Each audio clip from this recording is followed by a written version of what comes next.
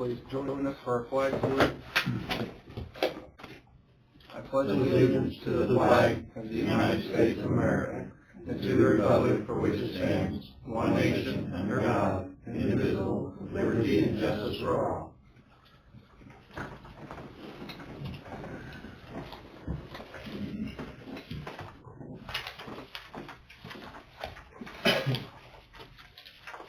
Has everyone had a chance to look over the minutes from last week? If so, is there a motion to approve? So moved. Tom has moved. Is there a second? Second. Don has seconded. Any further discussion? All in favor say aye. Aye. Opposed, same sign. Carries 5-0.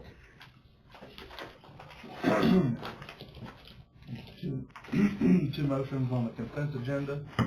The first, excuse me, move to approve, excuse me. I've got the spring ahead. Oh, sorry, miscellaneous motions. How's that work? They're off by a few minutes. Just a few. Move to approve resolution number 625-V, a resolution providing that the Board of County Commissioners of Coffee County, Kansas shall cause its financial statements and financial reports of said municipality to be prepared on the basis of cash receipts and disbursements as adjusted to show compliance with the cash basis and budget laws of this state. This is an annual thing that we do every year. All moves. Fred has moved. Go ahead, Tom. Go ahead, Tom. Tom. It don't make a difference. One of them seconded it. Tom seconded it. Any further discussion? All in favor say aye. Aye. Opposed, same sign. Motion carries 5-0.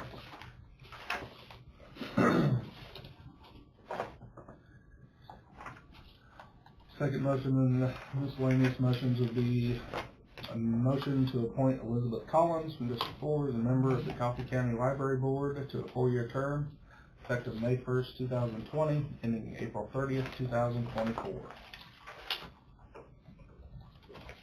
I'll make that motion. Second. Tom seconds. Is there any further discussion? All in favor? Aye. Opposed, same sign. Carries 5-0.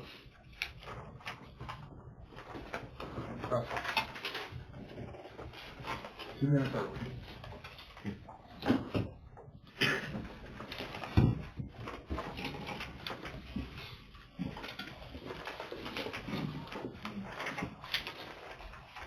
So, anybody have any questions in general on Got a lot of stuff highlighted, so.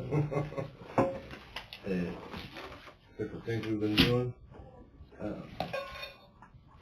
One thing that I was going to let you know about on the command bus, which I don't know if everybody's familiar with it, it's basically an old school bus that they converted years ago to a mobile command center, so that we've got a place to get in either out of the heat or out of the cold. And if we're out somewhere for a long time, like a big fire or a drowning or searching for somebody or some sort of big hazmat spill or a tornado or whatever.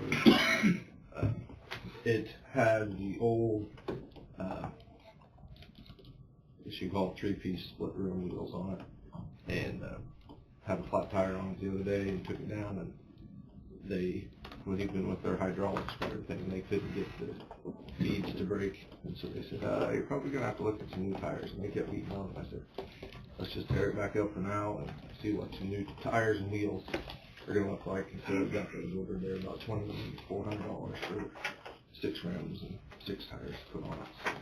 So whoever that was on was about 30 years old, so probably time to change it out anyway. So just going to let you know about that.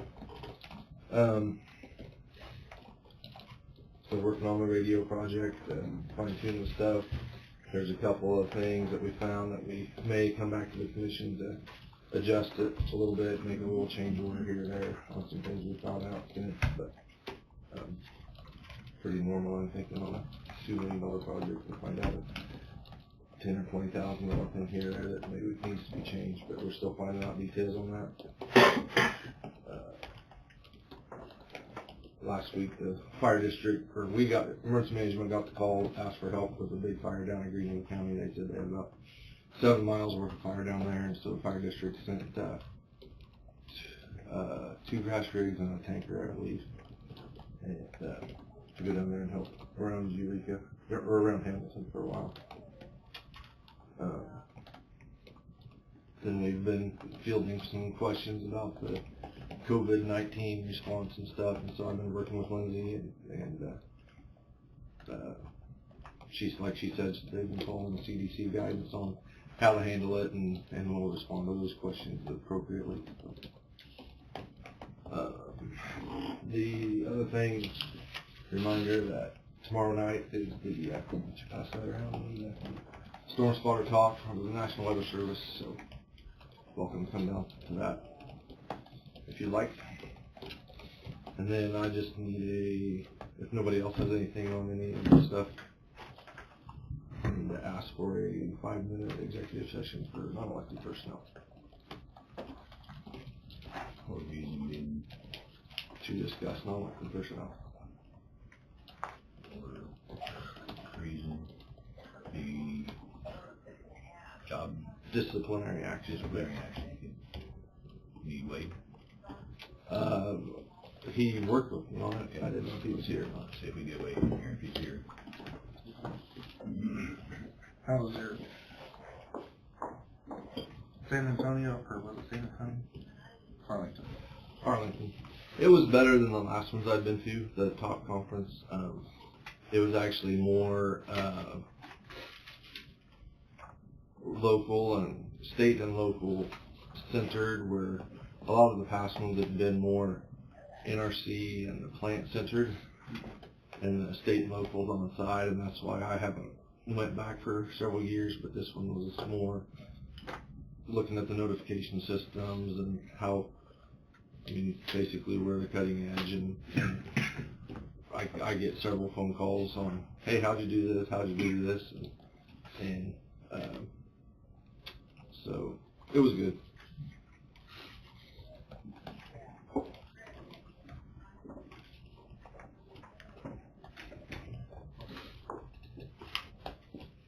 Lori said she hasn't seen him yet. I think we're all right, even though we're looking at everything. Question on And this good question, we can go back later in time and ask. 5 minutes with you and the commission. Yeah. Vice Chair. So moved. Second. The motion has been made by Dawn, Tom has seconded. Any further discussion? All in favor say aye. Aye. All opposed, same sign. Motion carries 5-0. Go in for 5 minutes at 9:09.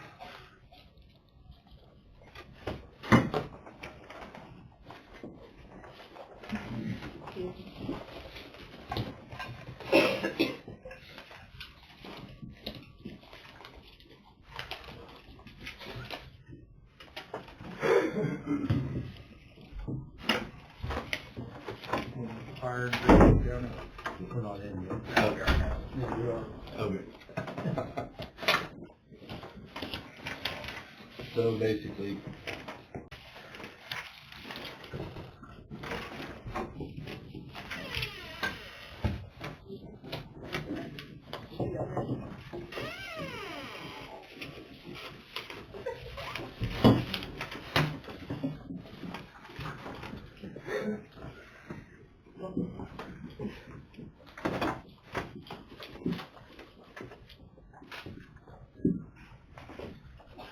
so you guys want to go back in? You good? Want to talk to the lady? Go back in or stop this fire door?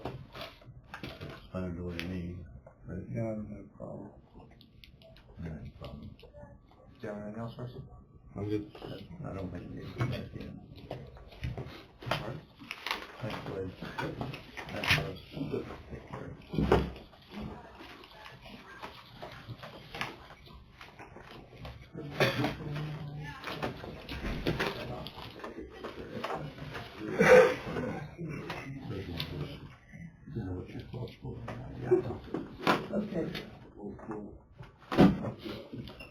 few minutes before Wayne was on the agenda. We've got some people collecting what's on there.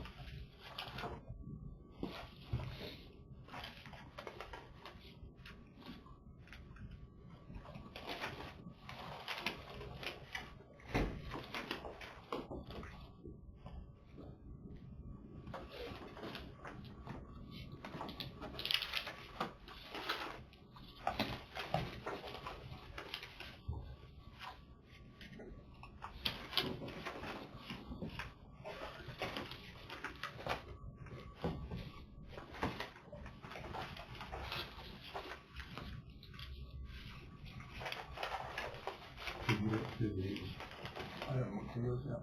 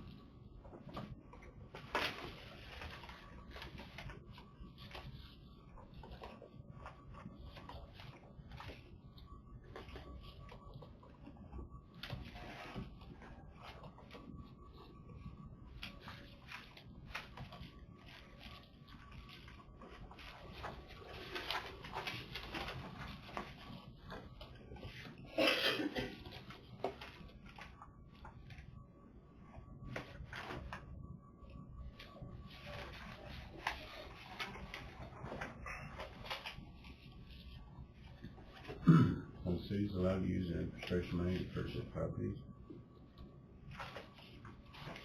That was a question I had. I don't know if it's explicitly not stated or stated or how it's stated. It in the does letter. in the letter, it states it. We have let them use it before for some certain things. I think it would be nice if they would have came and asked before they did it. I don't have any problem with it, especially now seeing what the results are of the other building being given to the city, but it would have been nice if they would have came in and asked, in my opinion. I'm not opposed to it.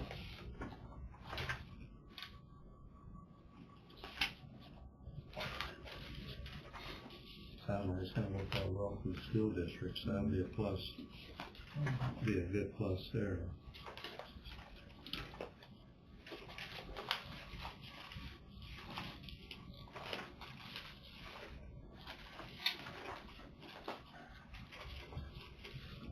So here's the definition of infrastructure in the letter that we sent out. I'm going to read it out loud.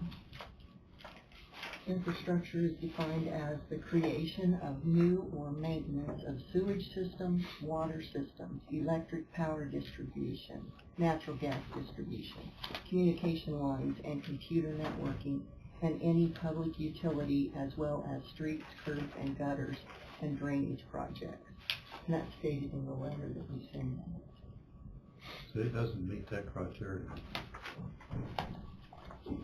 But we've made exceptions to it before, so I guess when you make an exception, you kind of change the rules. I think you're right, though, it could be a plus They should have. for them to come in.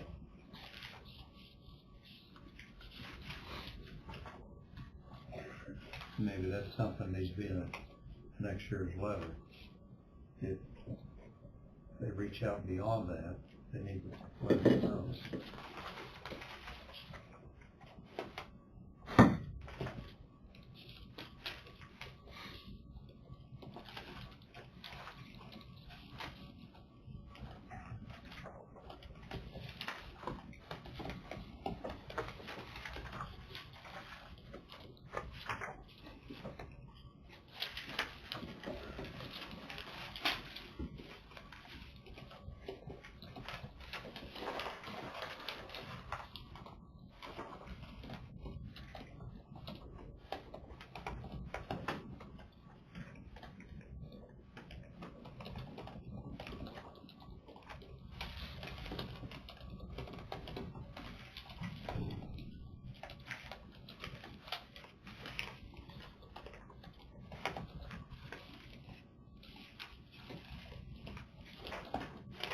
Donna, CPR, talk to Chelsea and Okay. get paperwork.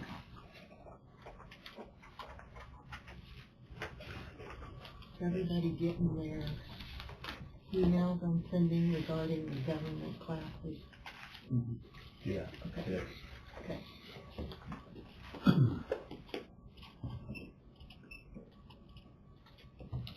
Bon, while I'm thinking about it, last fiber board meeting was mentioned that the fiber had not been run to the Ridley Fire Station. And the reason it hadn't been run yet is because the fire chief hadn't requested it. I thought you might want to take care of I that. thought we, We approved it, but it has to be requested by the fire chief I'll talk to him. to Madison Telephone. I'll talk to him. And that's all it'll take is just request it. Thank you. I figured they just probably figured. But Well, I did too, but Chief. apparently they used to be. That's right. Minus 100. I'll get hold of him. I figured you Thank you. did that. Yeah. I just figured it was probably already done. I did too.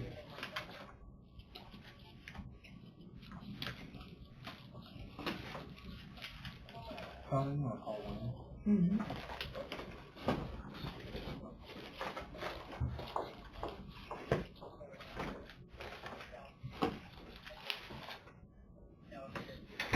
Angie, can you make me a copy, please? This, and this. So I don't have to sit here and read that right now.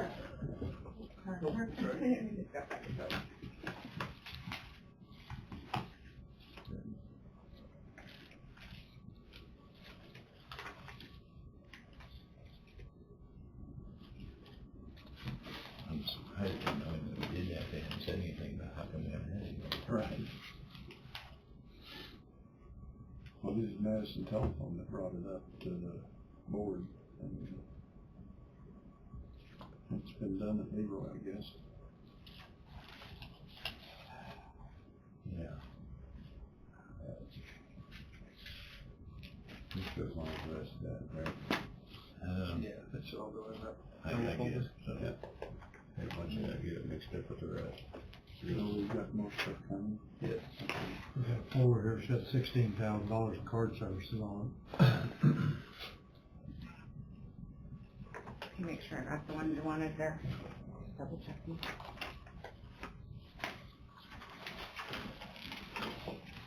That's right, thank you.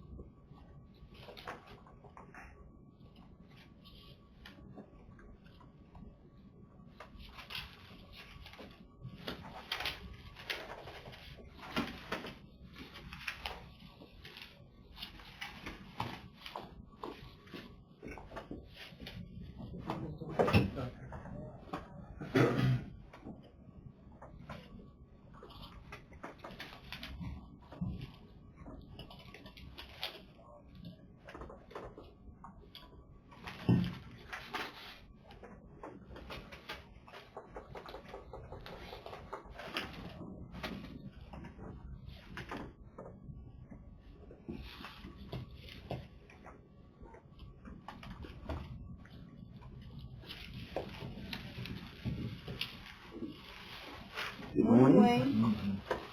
Morning. We can't miss you in that market.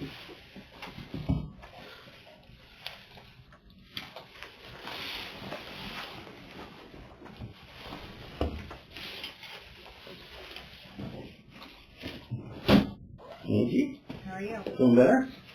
Getting there. Good. Still have after effects of that. It's not a fun thing to have.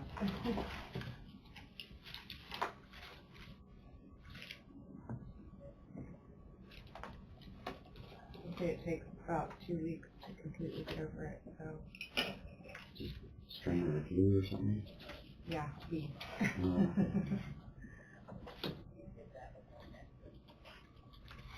But I survived. My wife is sick. It hurts the immune system. Yeah. Yeah. This is something you don't want to ever have.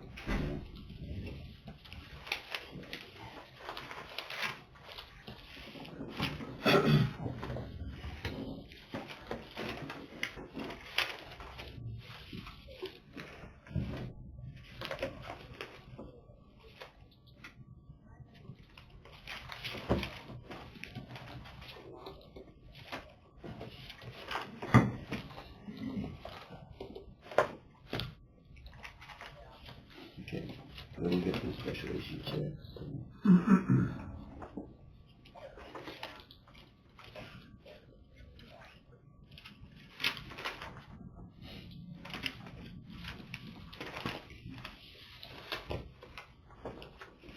I have a couple things that's developed towards the end of the week last week that's causing me to basically bring some hand motions that was not available for the Thursday put in the book. That's not to say that we couldn't put some in Friday as well, but as these have come up, is things I just need to go over with you. So with that, to the report that was submitted, no road permits, no zoning permits, landfill tonnage. Liquid asphalt, so we did receive the bids on the liquid asphalt. And we also were de-icing the salt material as well. Received bids on those. The liquid asphalt, the price did go down a little bit. I always try to compare here last year's with that. So last year, March the 6th, 2019, we were paying to $1.99 and $1.92 respectively. And so just to let you know that Oregon was very aggressive with their bid, and they would be the recommendation for awarding. You had any further last year? Yes. Vance was like $2.12 and $1.93 last week. So. Based on what crude oil's doing, I might ought to wait another month. Well, Yeah. there's I haven't played in that market, but yeah. I'm not in it either, I'm watching a little bit. Right. Especially if crude oil goes to $20, it's went to 30 this morning. Okay. Well, is that reflective of the stock market as well? It's, Yeah. So, depends on who you listen to, what's affecting the kind of market. going down? Okay. So, if you got extra money, it's time to buy, right? I'm not gonna answer that question. Okay. All right. The motion 2020-04, based upon the recommendation of the county engineer, moves that the bid submitted by Ergon Asphalt and Emulsions as being the best bid for 2020 liquid asphalt, as shown in the bid tabulation and purchase. The same according to their bid dated March 4th, 2020, funds to be paid from the Road and Bridge Fund.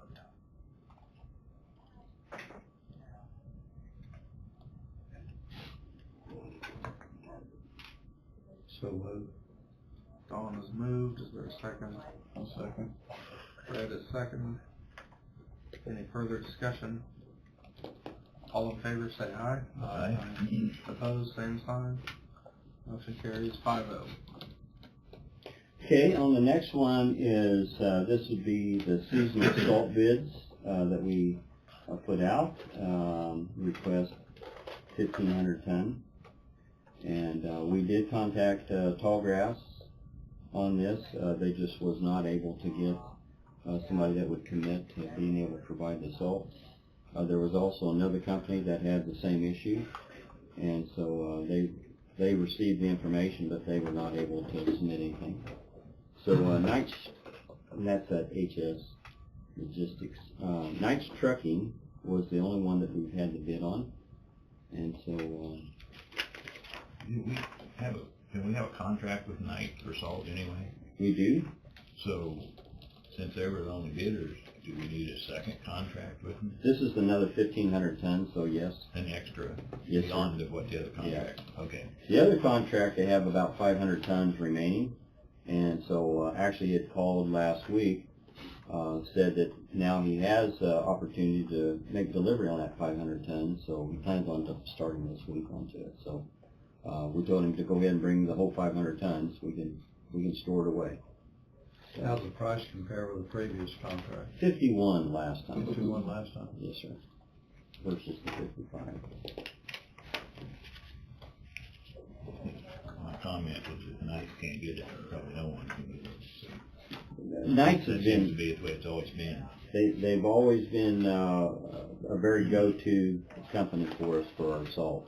And they've also basically, when we were low on salt, they would make us one of the first priorities of being able to get salt. So they're definitely engaged in the community and helped us out quite a bit over the years. So, Motion 2020-06, based upon the recommendation of the county engineer, move to find that the bid for bulk de-icing salt on March 4th, 2020, as per specifications of the ASTM Grade 1 road salt, be awarded to Knight Trucking LLC of Lebo, Kansas as the best bid, and to purchase the same for the sum of $55 per ton for 1,500 tons for a total cost of $82,500. Funds to be paid from the Road and Bridge Fund. Fred, I'll second. Bob has seconded. Any further discussion? All in favor say aye. Aye. Opposed, same sign. Motion carries 5-0. okay, on the next one, what I have is a motion to start the process, and this will be start the bidding process for the liner that we're going to need for our county landfill. Then I have another motion too for QC/QA services as part of that. What I'd like to do is share with you our, well, doggone, I thought we had the final one in there. What I have is the approved plans from KDHE, where they have stamped off on our plans, and so these I don't believe changed too much, but for what I'm wanting to show you, I'd like to go ahead and share our plans with you. And so what I'm going to point out just a few things.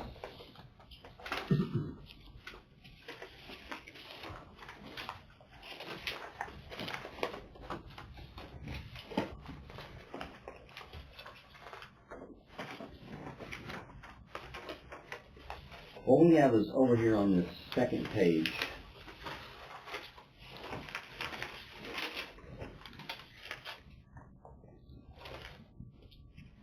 Is our borrow area that we'll be using. And best way to describe that, let me make sure I don't mark up my originals. Yeah, I'm going to mark those up. Thank you, Bob. All right. So, the borrow area, for the most part, is right in here. Right in here. And so that would be right in here. And then also right back in this area. So now, right back in that area. Okay? That's the clay that we're needing to utilize for our liner. We have 2 foot of liner that's required for that site. 2 foot thick, for the 3.9 acres. All right. Now, the existing site, when you look at it, is within, actually, the grade, the bottom of the liner, or the bottom of the cell, or the top of the clay liner, we're within a foot of where it needs to be, but we actually need to take out 3 feet of material in this cell number 4. We need to take out 3 foot of material for 3.9 acres. We need to put back 2 foot of material, which would be the clay liner, out of that borrow area. Okay. Well, why is that so significant? Point is, if that material changes on us, we had used that same borrow area when we had done cell number 3. Okay. When we had used that material, it tested out what they call a Botwell test. The soil was capable of handling the Proctor test that was a requirement for the liner. But if the soil changes, then we're going to have to actually do more tests and possibly even find another site for different clay. We don't know. Okay, we're at the very beginning of this. So that's the reason why I wanted to have this discussion, because my next motion that I'm going to have, the motion that you see here, is the motion that allows me to start the liner. The next motion that I would have would be the motion to get the consultant on board to start the QC/QA, quality control, quality assurance. They would also be the folks that we would have to contract out there and actually see how much of that borrow area is acceptable material. Okay? We won't know until we get that test. We won't know what our volume potentially is until we get those tests done. All right? So there's a lot of unknowns at this point until we get a few things going.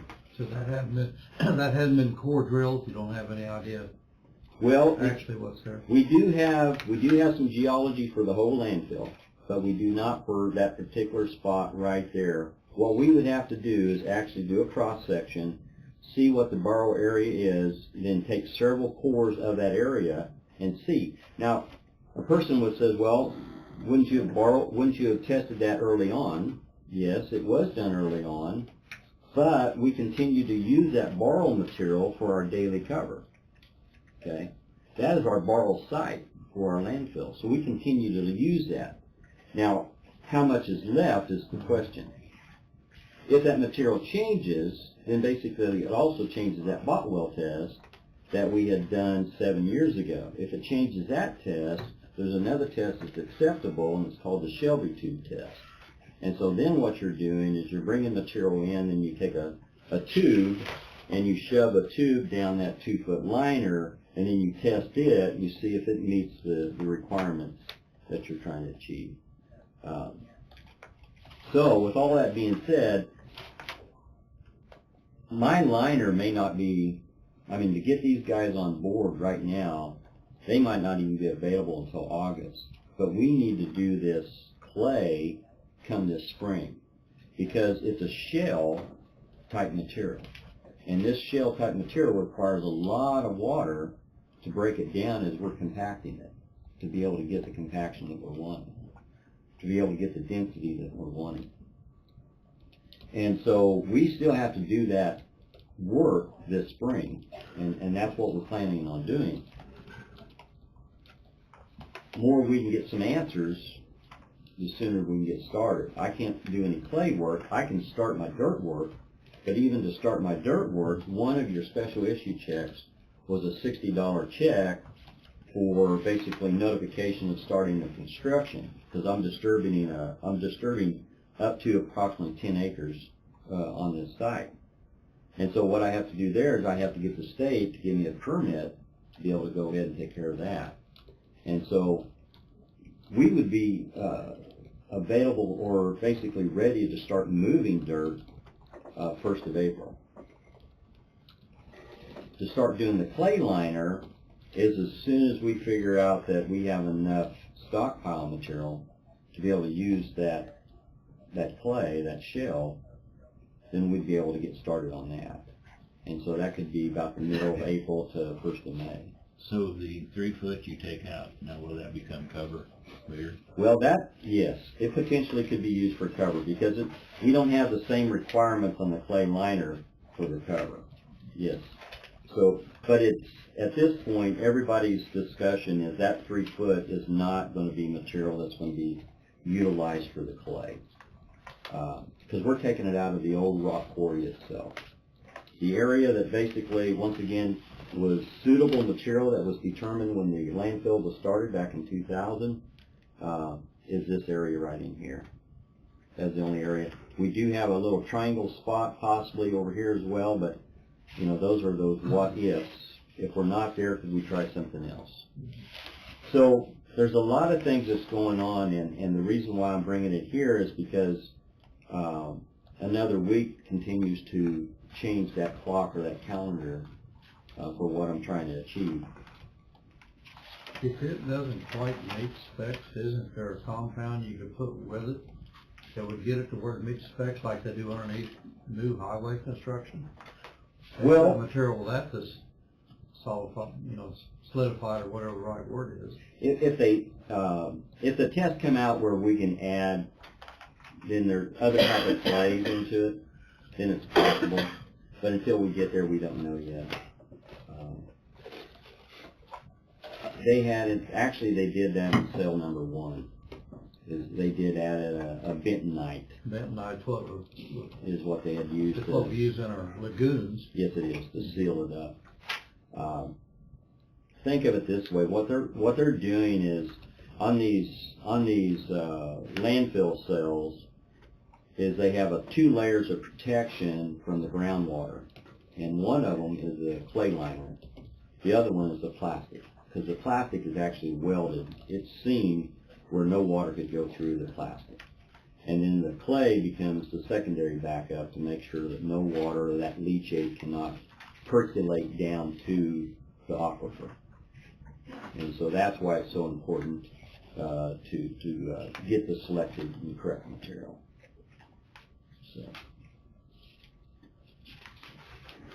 So with that being said, Blackstone did the work last time, 7 years ago, 2013. Blackstone, they were also looking at the Fido cell. Bob, Fred, you guys would probably remember that. They were looking at doing investigations, and some of that even changed our numbering system to where our cell numbers are now, which makes sense.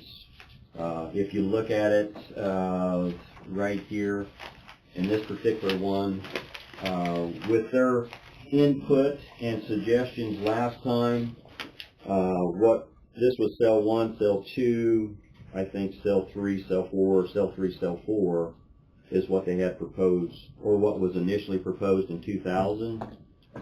With Blackstone, in their recommendation, they put cell 4 up here, and the reason why is because now when we develop leachate, we're continuing to be able to take it all the way down like this. Direct path, because we collect the leachate down here with the pumps. And this is where you see the tanks down there at the southwest corner of the landfill itself. And so that was one of the changes which was also approved by KEHE. But Heather ran the numbers, and we were just under $100,000 for that consulting services.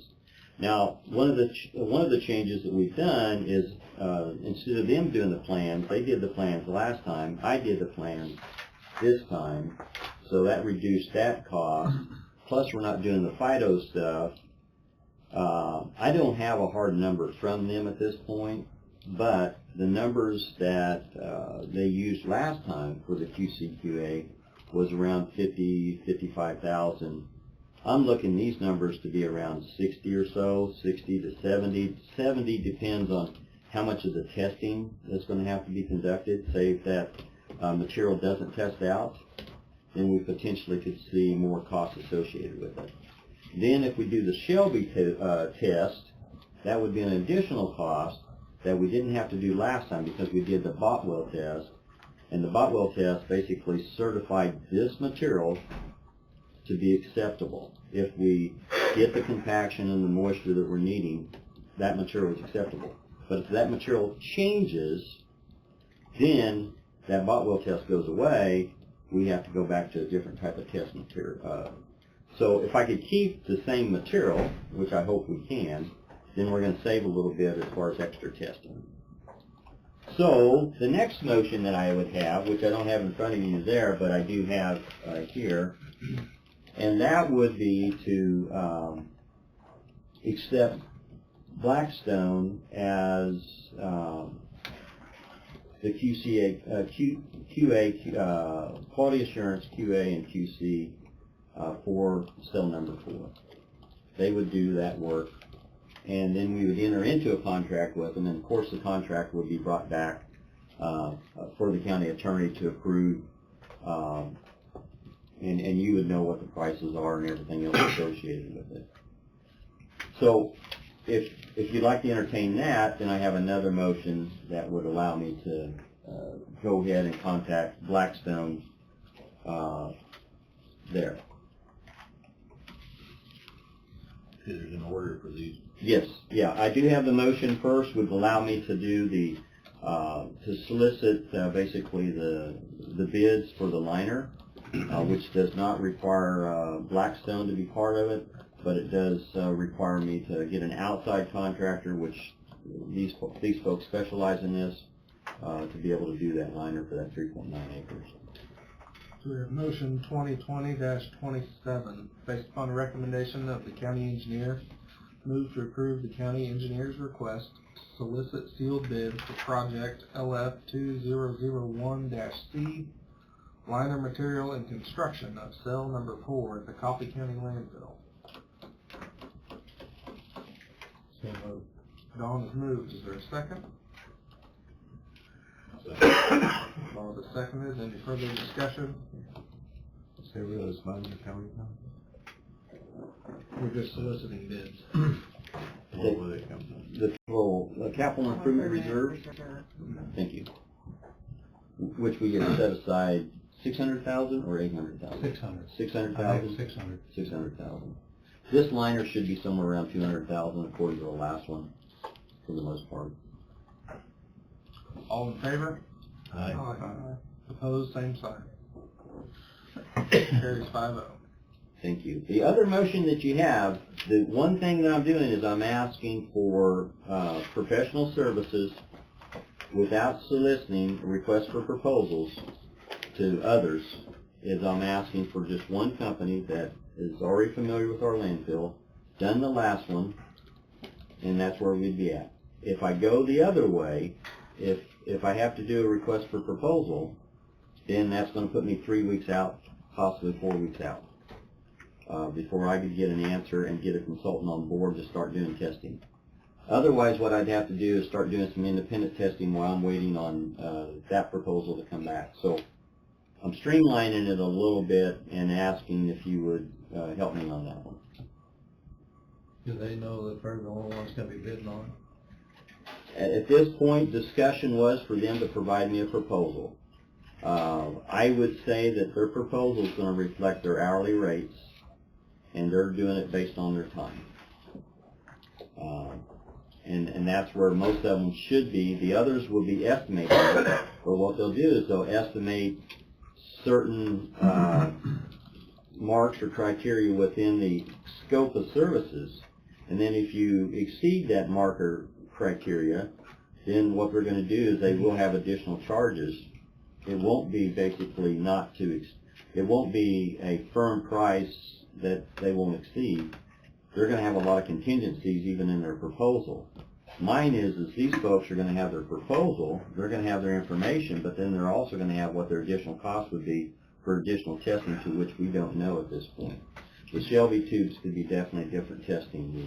The soil itself, if they have to do more testing than just those two areas that I identified, I was showing you a little triangle area I was saying, if we can't find that material, then I'm going to have them do another testing, so they're going to have to go to that triangle location and test there. So there are going to be quite a bit of unknowns, into it. And then also knowing what their cost was on the last one in 2013 is where we would be at. Please. I know what you want to do, and I think Blackstone is probably good, but I think we need a way to tell us whether we legally That'd be fine. can do this or not. That'd be fine.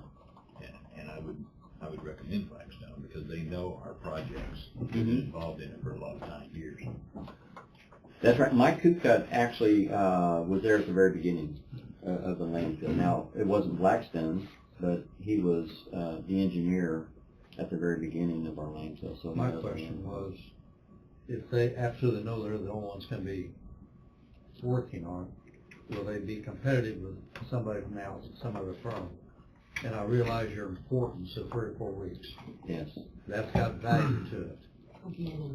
That's got value to it. My question was how competitive they are if they know they're the only one bidding.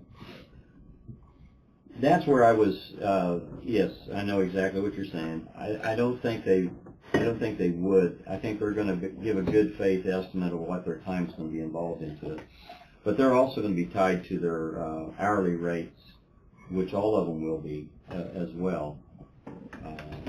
But it does. Have all the classes that your guys go to, is this not something that we do in-house? I mean, As far as some of the soil testing, we can identify basically if the soil can meet a certain compaction density and moisture, what the optimum moisture would be and such as that.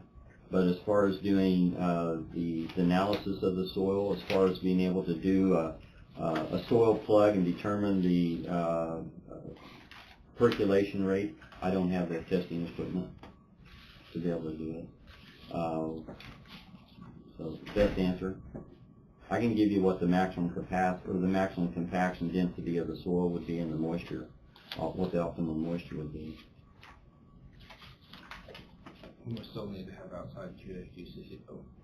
Oh, that's absolute, yes. And thank you for pointing that out.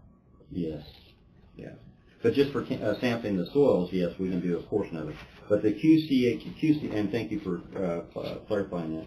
The QC, quality assurance, quality control, is a third-party requirement by KDHE. That is nothing that we can do on that one. Now, what we do on this, Tom, is we'll do the surveying onto it. What we'll do is we'll go out there and shoot the elevations and grades every day, and then give them the lifts and give them the elevations onto it throughout the whole process. And so they'll know exactly where they're at and where their lifts were. What the QC/QA inspector will be doing daily is they'll be checking those lifts through density through the nuclear gauge and checking the lifts. And they'll be checking density and also moisture at that point. Then after that, what they do is they do a report on the liner.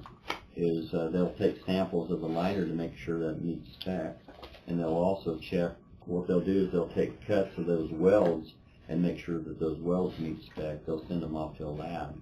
But even this company here, they still are going to require another company to work with them to do different testing procedures that they won't even have in-house to do as well.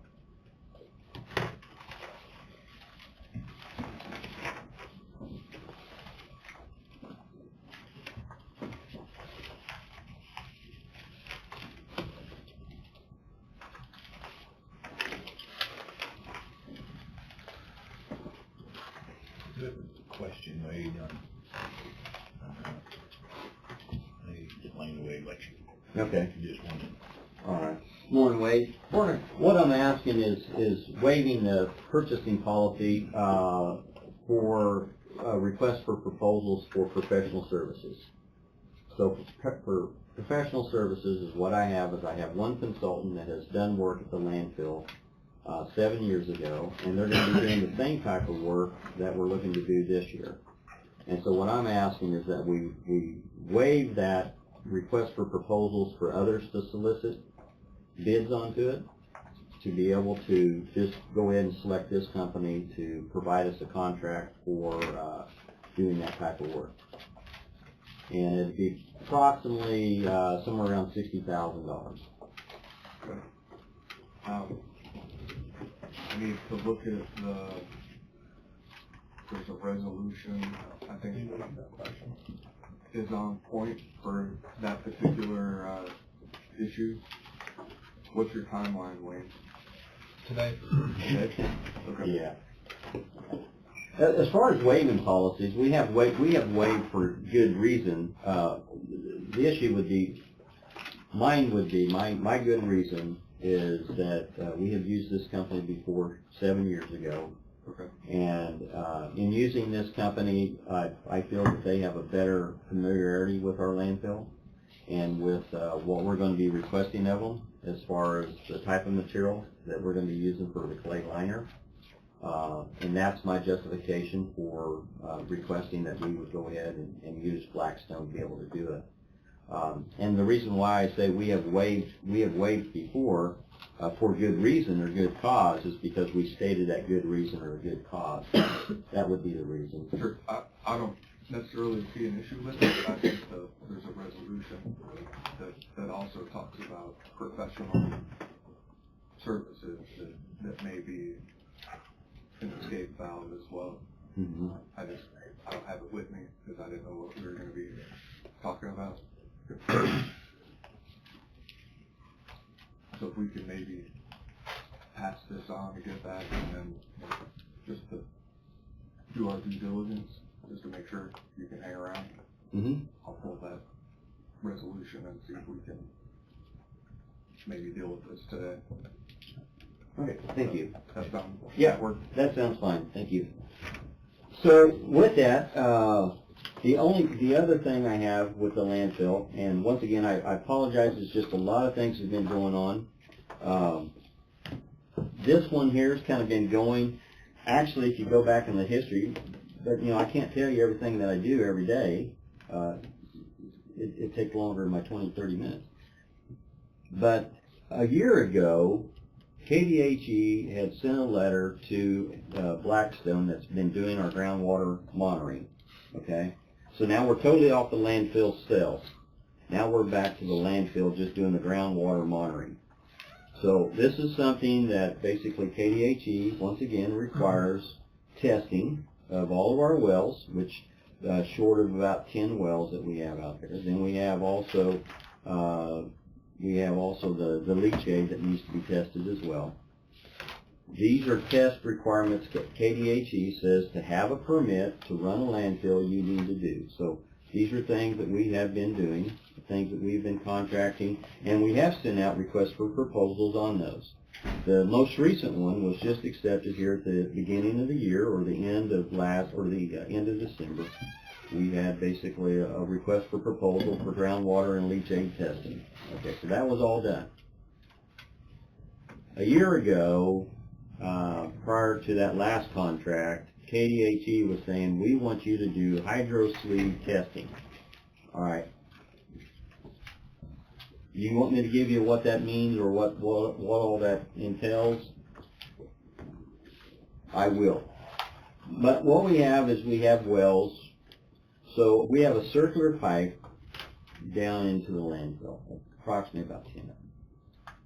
On these pipes, the groundwater is going through these pipes. Okay, so there's perforation in the bottom sections of the pipes. So as the groundwater goes through, what they're doing is they will bail out that water, take it and bail it out, and then allow the groundwater to recharge that well. Then they take a bucket or a tube and dip it down in that water and bring it back up. And then that's what they take and test. That's the testing, pretty much the testing procedure. They're to bail out 3 times the volume of that well. That's the requirements. All right. The hydro sleeve now, the reason why KDHE, first they started out a year ago and they said, hey Wayne, we'd like you to use that. And I said, well, is that something we absolutely have to use? They said, no, but we would kind of prefer it. So here in the last couple months, they contacted me again and said, hey Wayne, your last test, we really didn't like the way that it was bailed, and we'd really like you to use that sleeve again. So now this is the second time I got KDHE asking me to use this sleeve, okay, this process. So, we don't absolutely have to, but I think it would be good to go ahead and do it. We do have a minimum cost associated with it. I'll get that here to you in a minute. But what that entails, what makes it different, is now you take a plastic sleeve that has a weight on it without bailing out the well, and you allow that weight to drive that plastic sleeve down through that water, and then you pull it up, and once you pull it up, a flap closes, then that sleeve fills up with the water, and then that's what they test. Okay? That's probably the easiest way I can describe it. What that's going to do is actually give us a better test, to be honest, than it would be as far as bailing it. What we have been doing in the past, and what they started out, is bailing it. That was the way that they done it. But when you bail that well, what are you doing? You're disturbing the well, right? When you basically take something and agitate the water inside of it, you're going to disturb the well. You're going to put more impurities into the water. Okay, it's not necessarily going to filter out. It will take a little bit of time to settle out, but it takes a little. But this way, we don't disturb the well. We get an actual true test of what that groundwater actually is passing through that well without disturbing it, without agitating it. So it's a better test. But there is a startup fee that goes with it. I don't think the state's asking now. I don't think so either, Bob. I think second time you got to get along, and I think that's kind of where it's at. Our employees do all that. No, that has to be, once again, that's a third-party requirement. I figured it'd have to be a third party. Yeah. Well, what they're doing is they're making sure that, the owner doesn't do their own checks. They're making sure that a check comes to somebody else. So, one is we have to update the plan, and the update of the plan is $2,600. All the equipment to do the one-time purchase of the hydro sleeve is $561. Now, the discussion I had with them here last week was the hydro sleeve actually is quicker to do it. It shouldn't take as long as it would be to bail it, right? Bail it 3 times. So 3 times, well, it's 3 times the volume, but they only bail it once, but 3 times the volume. And so with that, they gave me a price of $323 to restock the supplies for the hydro sleeve when they come back. Well, when I visited with them last week, I said, well, it shouldn't take you as long, so you should offset that cost by your hourly rate. And they acknowledged, well, that might be the case.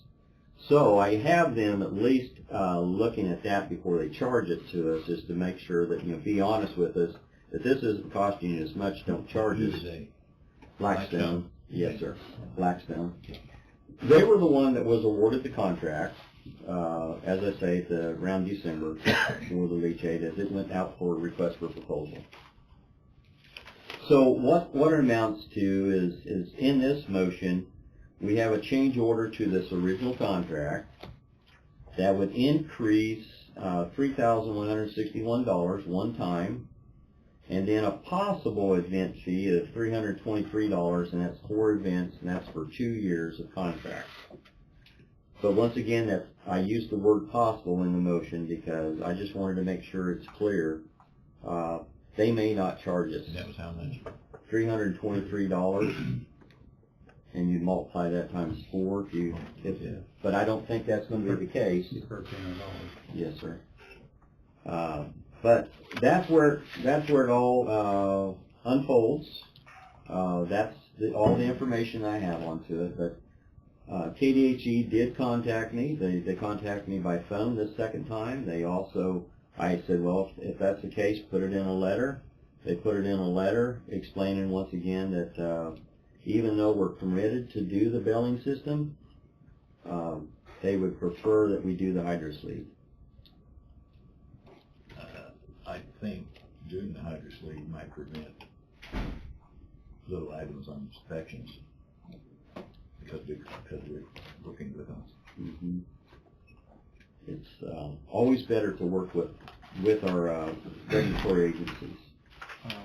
So It's not there yet, but eventually they're gonna say, First time she had a suggestion, second time.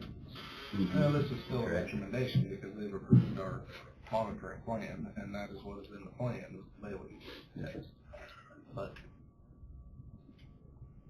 eventually it's gonna come to it, so I don't see a problem with it. gives us a better test, I feel. So is this still 2019-46? Unless the numbers, yes, Okay. at this point. There's motion 2019-46, based upon recommendation of the county engineer, move to approve change order number 1 as recommended by the Kansas Department of Health and Environment to update the groundwater monitoring procedure to a hydrosleeve monitoring well sampling activities for the county landfill. This change order will reflect a one-time fee of $3,161 and a possible event fee of $323 for events per contract, and direct the county engineer to sign all related contract documents. Bob has moved. Is there a second? Second. Don has seconded. All in favor, say aye. Aye. Opposed, same sign. Motion carries 5.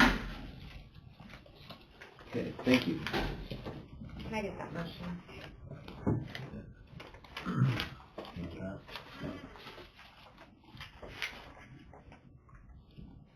Thank you. This photo up here, as we just have a little bit of time, and let's going to take a break, but this photo up here is from basically a drone, and the contours onto it is also from that drone. Is what we had. Now, it didn't cost us anything. What I had is I had a supplier out of Kansas City that sells the drones and the software that goes with it and all that. So this is a demo. It didn't charge us anything to do. So what we had to do is we went out there and put ground control out. So just like you've done the aerial crosses, is we had put ground control out there, and then what they had done is these drones right now, you get a drone with an RTK on the drone, a base station that talks to the drone.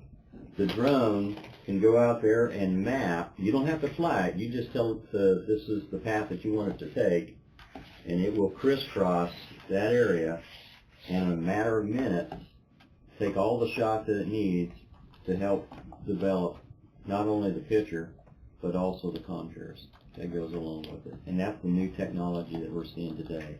Amazing. It is amazing. It really is. So that is the topography from sonar, or No, it's aerial photography, yeah. what's the accuracy and resolution of that compared to, just because we had the floodplain mapping done last year and they were using Survey accuracy. It's as equivalent as if I took a level and a rod out there and took a shot onto it. The only thing that basically distorts the photos or the contours is the tallness of the grass. But that's basically it. Aerial photography's been around since the wars, World War II. Aerial photography's been out. I mean, cartography, basically, that's what we're doing. And that's what that drone's using. Now, of course, you have the sonar, you have the LiDAR that basically you see today, but those units are close to $100,000. This stuff here is less than $10,000 that you can go out there. All you have to do is put out some control to lock it in, because now what you're doing is you're putting control and you're saying, okay, I want you to fix all your information to this point that I have this information on. That would be the elevation and then the coordinate, and then it fixes its map and drawing to that elevation if you have several locations, and that's what brings accuracy in. And like I say, this is amazing stuff. I noticed the elevation on that cell 4 down to cell 1 was 12 feet difference. Yeah. So it's, Well, cell 1 is a mountain now, a hill. yeah, right. But yes, Yes, It does indeed. show the elevations on the second or third page there, so. And the thing is on this person says, well, Wayne, why do you need that? I mean, you got it. There's two reasons. One is every year, and what you see also is every year I have to go through and renew our permit on the landfill. And that would give what the closure and post-closure costs are, okay? So that also requires me to provide them an updated drawing to show where the elevations have changed, where basically the fill has changed, how the landfill has changed. Every year we're required to do that. The next thing that we had done is, but here in the last 2 years we just had not had the time or the staff to be able to do it. And that would is to check the compaction rate of the cell. And so what we're doing there is we would go out, once they compact it, we'd go out and shoot it, but what we had to do is we had put a guy in a bucket of the front end loader with a rod, start shooting it. You didn't want to walk over this stuff because of needles and sharps and different things like that. You just don't really want to do that. And so so we'd have to cross-section the landfill. Then we'd get X amount of tonnage coming in across the scale. We put it back on the landfill. We compact it. Then we cross-section it again. And then at that point, we determine what the density of that compaction is. That tells us if we're maximizing our airspace. That's our resources, our airspace. And so that's what's so important on doing that. The thing is if we had a system like this, you could actually fly it monthly if you wanted to. And then you can double check and see if you're getting your compaction. I mean, it's a resource. The thing is the landfill at some point will top out. And once it tops out, that's it. You don't have anything more unless you buy more airspace or unless you get permitted more airspace from KDHE.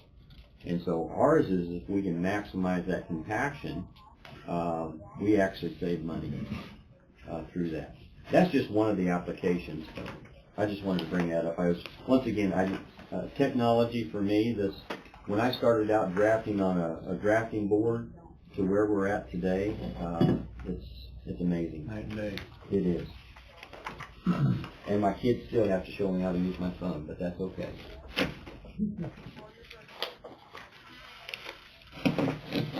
If this is gonna become such commonplace, it could be a whole lot cheaper just to hire someone to do that each time than what it would cost to buy the equipment ourselves. And is that Well, for $10,000, I don't know if that could be the case. I think the thing is twice, maybe 3 times, you'd pretty much pay for the equipment if you have it. Mine would be, if it's only one singular application, person could reason that to say, okay, that could be a kind of a budget item. Mine is to say, okay, what's the other possibilities? Say, for example, the Jordan's, not Jordan, Jared's property, or anybody else's. Now, I'm not just picking on anybody that comes in and says, hey, I want you to take a look at this. Mine is if I have, that's what I was trying to do, and I had it on my phone. I deleted the pictures. But I could show you these things if we had a screen, is I could show you what you're looking at. The other thing on the contour side of it is you could contour it immediately right there, and I could show you which way it's draining. And I think it could be a good tool, especially for you to take a look at. Not only for us for the designing aspect of it, but it'd also make a great tool for being able to show others. That's where some of the other applications. They already have this too. They don't have the drone and such as that. What they have is they have the LiDAR, just like what Kara has, is the LiDAR. But now that LiDAR, the accuracy on that is plus or minus, I think, a foot.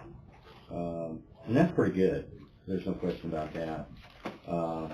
But to get her LiDAR over is, one is she has to take it from her system in a particular area, and then she has to be able to change it to a DWG type drawing, I believe, and then she ships it to Kenny, and then Kenny takes it and puts it on the AutoCAD drawing. And so, I mean, we have done it. The issue with the LiDAR data was the resolution was like 10 feet though. On That's it, what I was asking. was it? Your resolution. So Oh, from this point one- to point or from Yeah, this center one line would of the be camera sub off, feet. what is, right. Yeah, So camera, curved lens, yes. right. Here's your flight path down the middle. hmm Okay, from flight path to flight path to flight path, at the edge of that camera view, is your resolution and accuracy the same as it is in the center? It overlaps. Yeah, I know what you're saying. But Right, but the photos overlap because of the focal length onto it. And so yes, we have it down by the time we're done with it, that our accuracy is within a couple tenths of what the ground actually would be. Is how that works, and that's how that program. Because the point file is so large, they actually place it in the cloud. It's not into your computer, and so to get your resolution up is the more points that you shoot, the better your resolution becomes, and that's the flight path that we're taking. So yeah, I think we're on the same page. But you do have curvature there, but you also have curvature here as well that you're dealing with.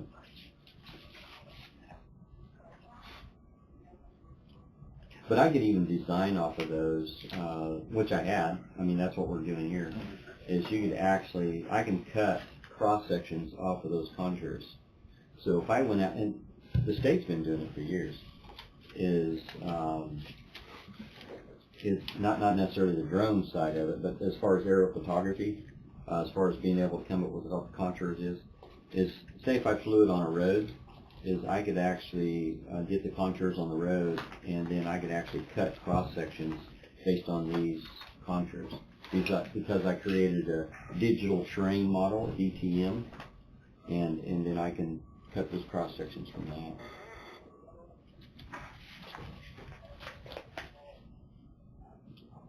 Everything for construction zone? While we're here, while we're waiting? Well, yes, I do. Thank you for reminding me.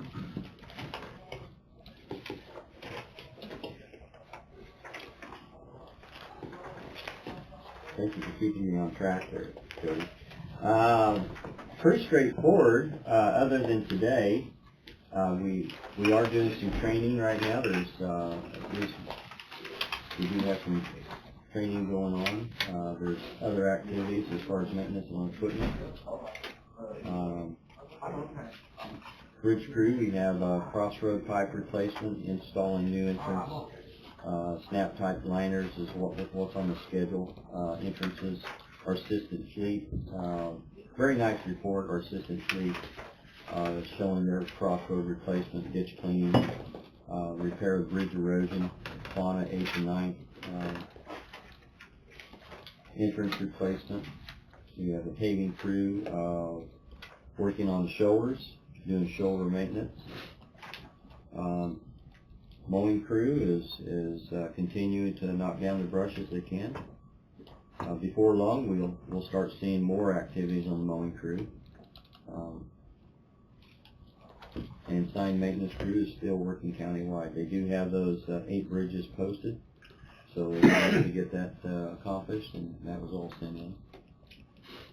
So that's really nice to have the ability to make our own signs, and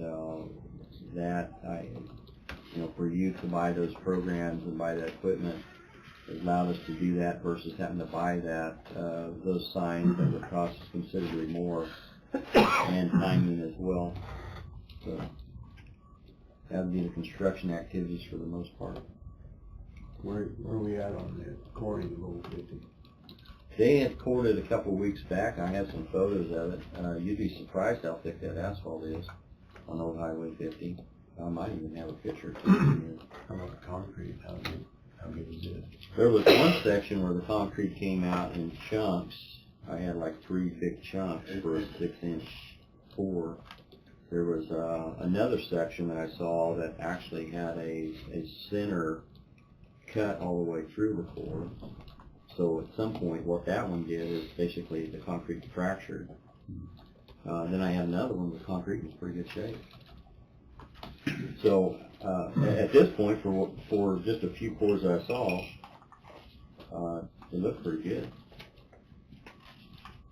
The biggest ones, I think, where we're going to find, I'm waiting to get the report from them, that would be at the joints, because what I asked them to do is I asked them to take one pour 6 foot from a joint, because I know I at least have damage 2 to 4 feet away from the joint. So I asked them to go further out and let's see how far that damage actually is. Then the other one is clear of a joint, so I say in between a joint, where we took at least 2 samples per mile.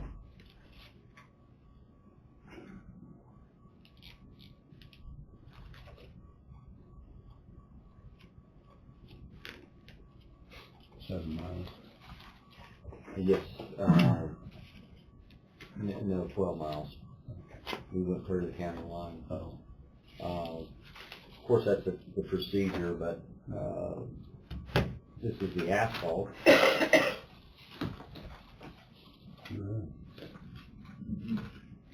That was near 75. Yeah, it's a great Nathan. Oops, I messed it up. I thought maybe I could scroll through. That's okay. So how big was that? That there was every bit probably 8 inches on that. There's more pictures. Can't go too fast. I think that's what I did. Okay. Here is another one. This is the one that's cracked in the center. No, That's not detrimental, is it? no. It just tells me basically that it was over fractured at one point. Just like one heavy load came through or something like that, fractured it.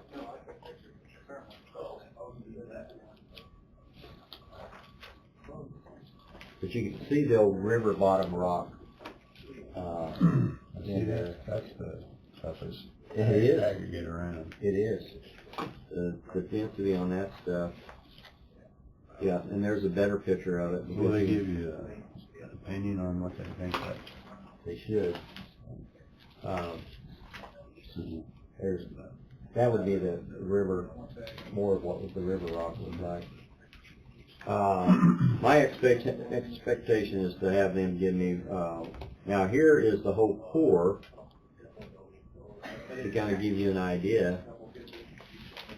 Concrete's on the bottom, and then the asphalt, that is the whole core. I mean, that's how thick that sucker is.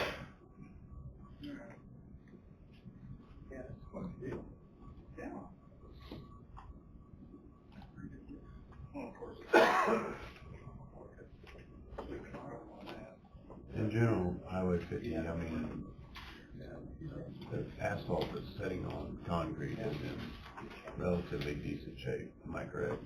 Yes. So,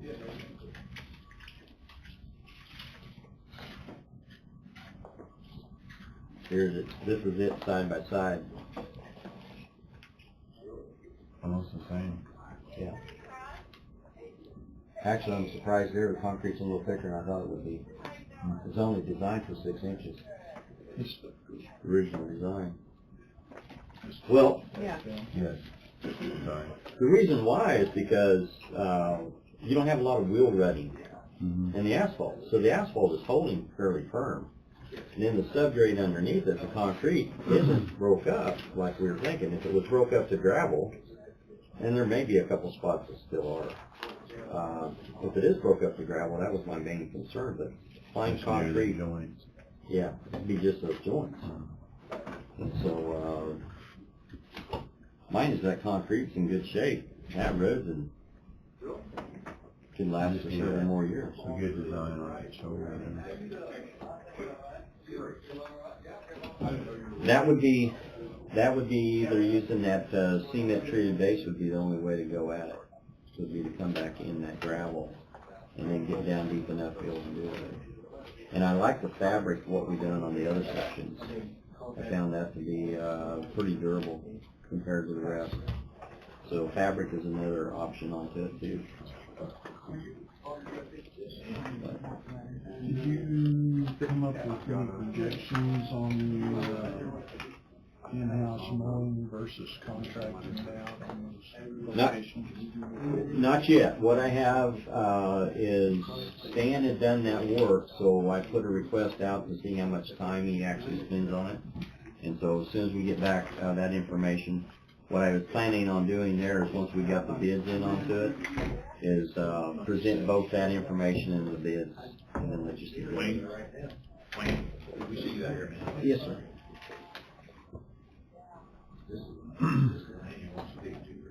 Okay. My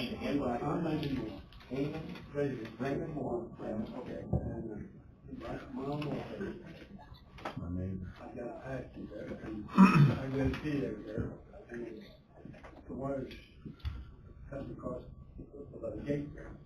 And I wondered, how you get out a little bit, fix that? Let me get your number, make it a pencil, paper. I don't have either.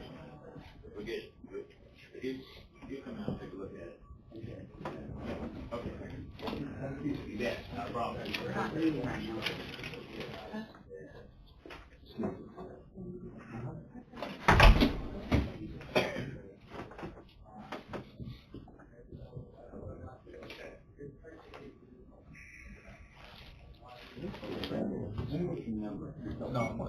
Done.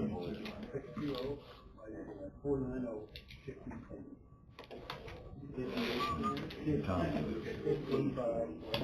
Huh? You signed that off quick. Done. Oh my gosh. The location. 1510,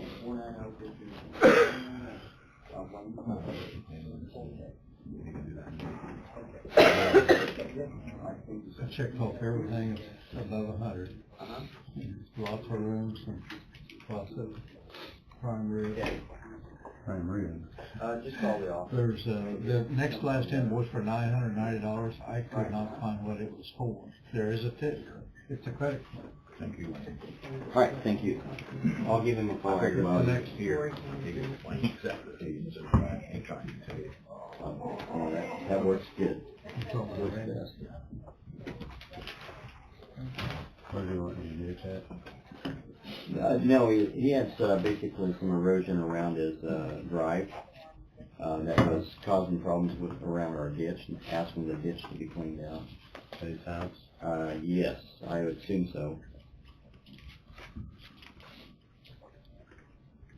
Wade, you were able to discover anything? Yep, so in comparing the purchasing policy, which is section 30 of the policy manual, it incorporates by reference a county resolution that,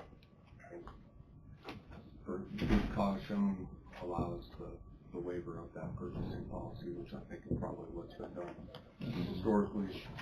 So I think that puts it in the hands of the board to make that determination.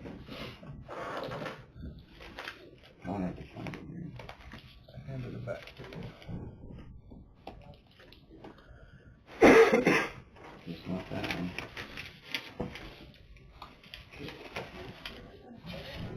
I just started putting everything away, Cody, so, did it come up here? I want to get back to Wade, or Wayne. Back here.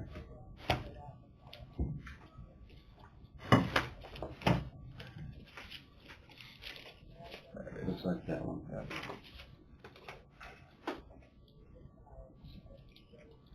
Motion 2020-28, based upon recommendation of the county engineer, move to approve the consultant-client agreement for quality assurance and quality control services from Blackstone Environmental, and direct the county engineer to sign all related contract documents.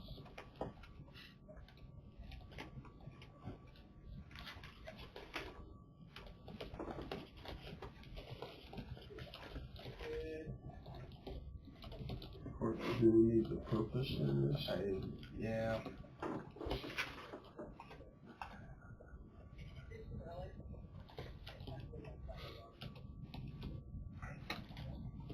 So, skip down, services from Blackstone Environmental for,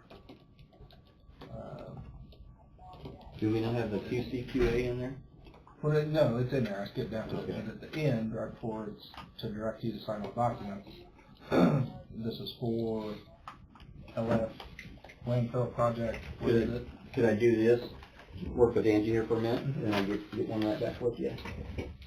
Okay, so based on the recommendation of the county engineer, move to waive the purchasing policy for good cause, stating that Blackstone Environmental had done the previous QCQA and familiarity with the county landfill for the consultant-client agreement, and then we would just follow the rest of it. Does that satisfy Wade, your thought there? I'm a visual person, so I need to see what it says. Gotcha, okay. Are we actually waiving it though? Because doesn't it allow for professional services in the policy manual? So we're really not waiving the policy manual. Well, I think it's waiving the bidding process. Right. Yeah. So it'd be if I didn't say the bidding process, then I needed to put that in there. Waiving the bidding process.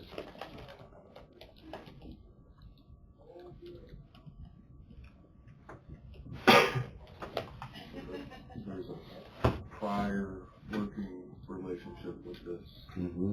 organization, and they have done, For the same work. they've done this, and they have the familiarity with the landfill. Yes, sir. Mm-hmm.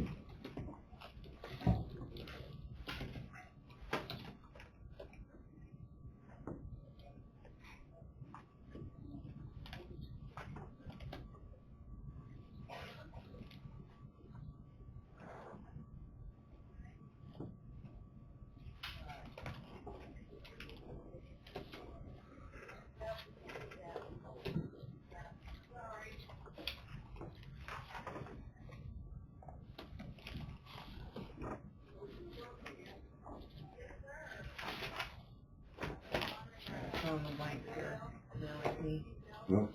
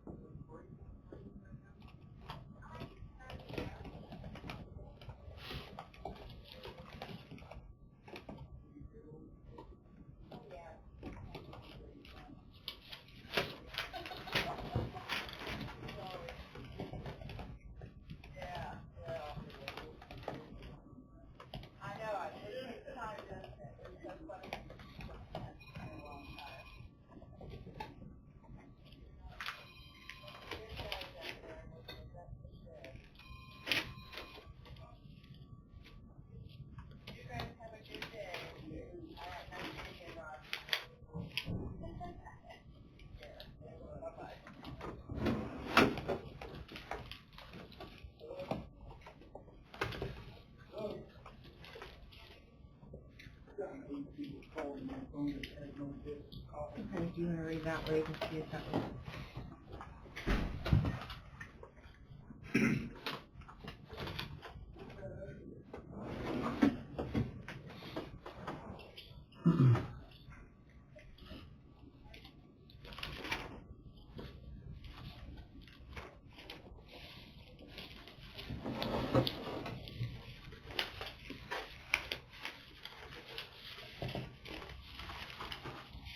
now, bring the contract in for you to see beforehand, before I sign anything, to let you know. And of course, Wade will have a opportunity to read the contract as well. Want me to read those? Yes, please. Moved based upon the recommendation of the county engineer to waive the bidding process for professional services for good cause, stating that Blackstone Environmental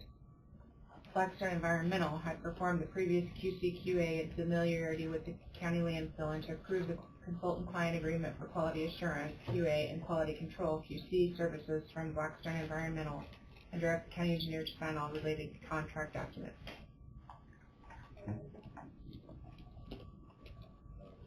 I'll move. Fred has moved. Is there a second? Second. Bob has seconded. Any further discussion? All in favor say aye. Aye. Opposed, same sign. Motion carries 5-0. Okay, thank you very much. I know I had a rather full agenda, more than normal, but we have a very busy year this year. And we're going to be tying up at least 4 or 5 guys out there at the landfill. And we even still, I'm going to be coming in here next week is to start the rental process for a compactor. We're going to have to rent at least 2 compactors out there at the landfill. But even in mind that our cost right now is going to be, one is going to be the QC/QA cost, it's going to be the liner cost, and everything else we do ourselves. So that's the nice part about it. For $600,000, we're going to be out about $200,000 to $300,000 outside costs. These compactors, cheap foot or barrel? Last time we had a rubber tire with a steel drum, then we had a rubber tire with a sheet foot vibrator. So that's how we done it last time. And so it's a rolling pattern. That's the thing about this material. You got to have a certain pattern and certain moisture to be able to get that compaction. And when you're dealing with a shell, you really got to get that moisture up. And a person says, well, now you're going to let this set because, Wayne, you said that basically you're not going to get the liner in until August. Well, we've already thought about that too. One of the things we could do is we can flood it and just keep water on top of it. So that way the clay's not cracking. And keeping basically moisture and keeping it intact. The other one is do a sacrificial plastic, which would not be liner quality, but at least you keep the moisture in. And so we thought about that too, to try to manage all of this. Had been last year, it wouldn't have been any problem. Wouldn't been any problem. Thank you very much. On 58 Highway west of Leroy, on Oxon Road, Okay. north half a mile, there's a road that goes to Larry Jewett's place. Okay. He said we need to take a look. He said it's just almost all dirt right now. And he's not sure they can get in and out if it gets pretty wet. Neither one of their hills is very good. He might take a look at it. Is that the one that, It goes by Thompson's. It goes a half mile north, and you got to go a quarter mile east, and then up to his house. That's all Coffee County Road. We did some ditching work. We did a little brush cleaning on it last year. okay. Chance may take a look at it. All right.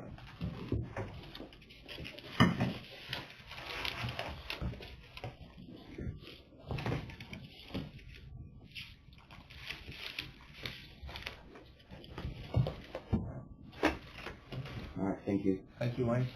Thanks. Okay, thank you.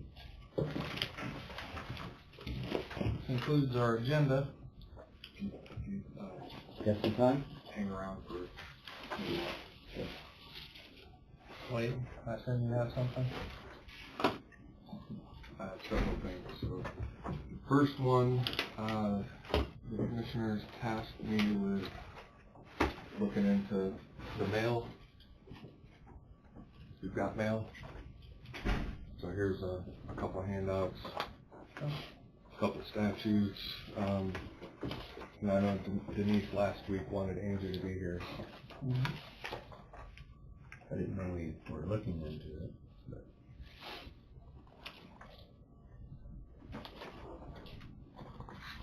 send this to them.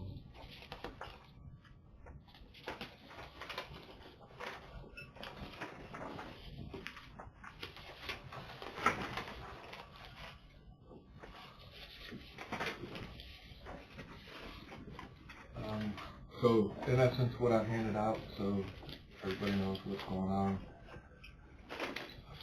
Two statutes, KSA 19304, which is entitled Duties of County Clerk, KSA 19305, Records and Accounts, and then the next pages will be from the county desk book for which is published by the Kansas Association of Counties, and specifically pages 239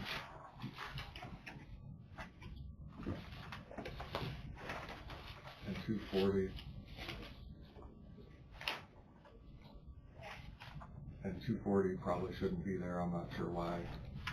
I think I meant to print off the page before, but in essence it's 20.3.2 is in reference to the county clerk.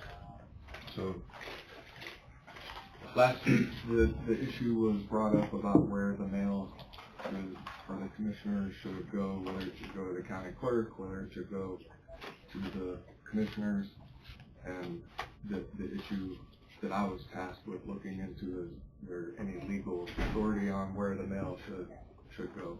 So if you look at 19304, the county clerk shall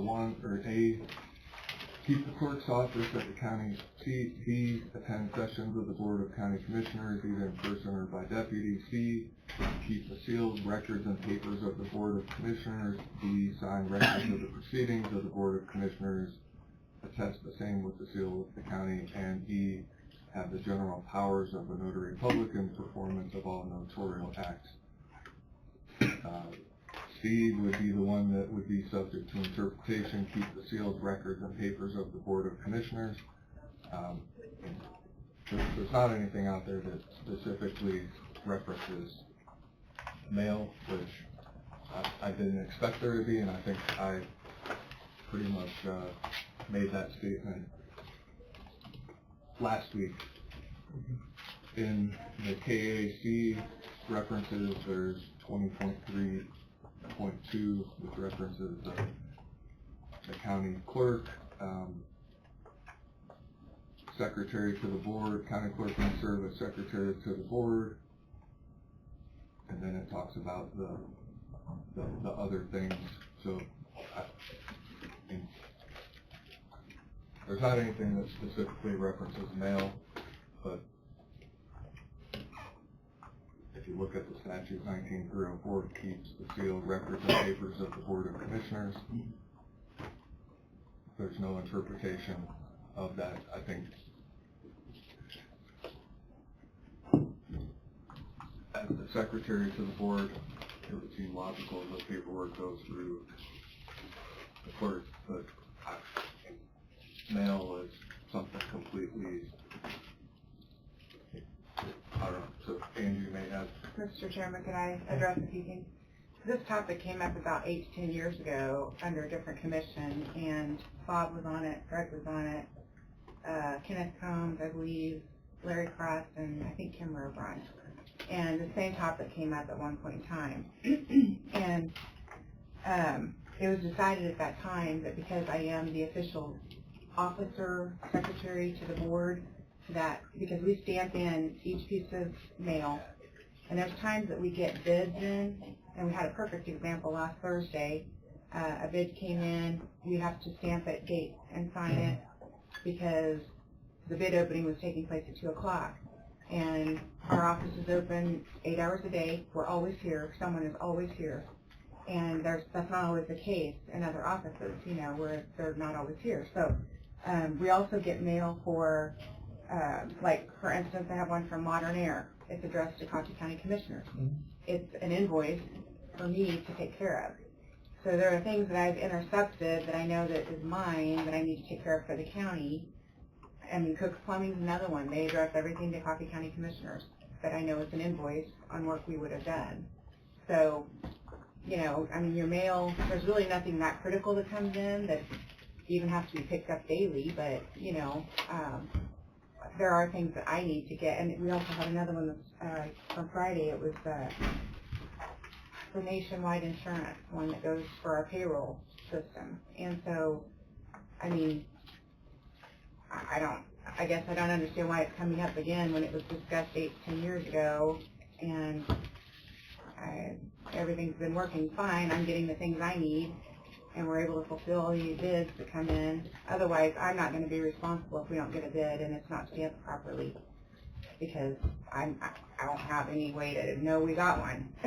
And who knows where it would go through in the building if, you know, if it didn't come to my office. So I don't know. I mean, it is your mail, and you certainly have the right to do with what you want, but I feel like it's been working fine, and we're getting the things we need taken care of, and I go ahead and pass on your mail, you know, to your boxes when it comes in, and then I get what I need to. So. Does all the mail come in, Angie, it goes to the clerk's office? No. Regardless of whether it's going to the sheriff or the No. county treasurer or whatever? No. I know when I send letters out on the veterans deal, I address it specifically Right. to a sheriff in Lyon County or wherever. Right. Well, and you just have a different situation here And every because situation's different, I know. you've got two people that are handling your business, you know, and so it's a different situation than like the treasurer, the register of deeds, or appraiser. I mean, they have a designated office and their designated mail. So this is just a different. So the post office delivers, if it's addressed to the treasurer, It the goes to post the treasurer's office does Yeah. deliver it directly? Yeah. I had no idea how it was all set up. Yeah. But there's a lot of, like I said, controversial things to where you're not going to know if it's a piece of my mail, and it might say Coffee County Commissioners. I mean, it's all open record, so it's not like, and if it's that private, you probably ought to have it sent to your house. You know what I mean? Because we're just trying to handle the business of the county, and that's basically it, so. If something comes to you and discovered that it goes to, I'm just asking, 'cause Sure. and it just goes to the treasurer's office or the health department, does somebody run that down to their department? Oh, yeah. So you do deliver Yep. to all the other departments? We get a lot, too, of district court's mail. There's confusion That between, if it's, when people think of clerk, sometimes they think of district court clerk, but they send it to me. And it really needs to go to district court. Sometimes I get registered deeds mail because, So you get the responsibility to deliver that mail to the departments? oh, yeah, yeah.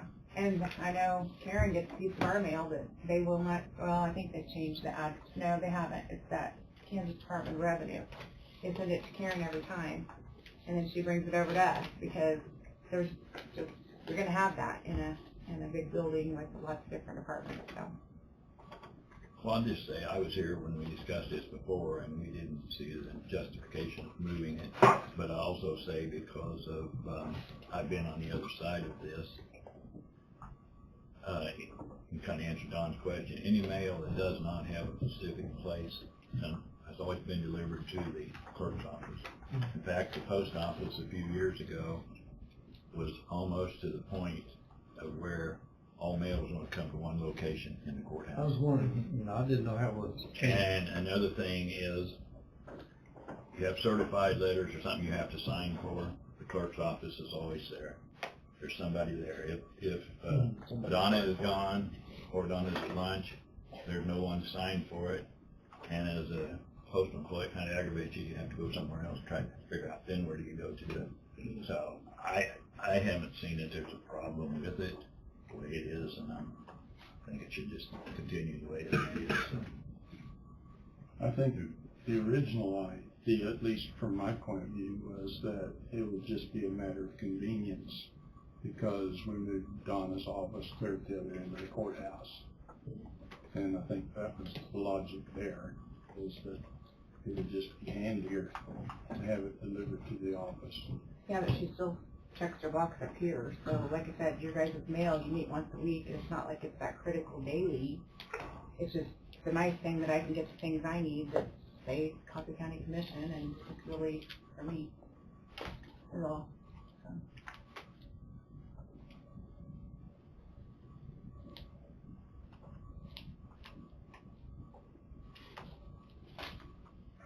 Eventually we asked the post office, would it be more convenient for them if we have one central location for all mail to go through for that reason? Well, I'm going to, the answer is going to be yes, it would. Would they provide like a No. P.O. box? No, we'll provide a desk or something for them to lay it on. That's what we will Well, provide. I've seen other counties, and you go to an apartment complex or somewhere else, a P.O. box, either in the main entry or You want one box? it's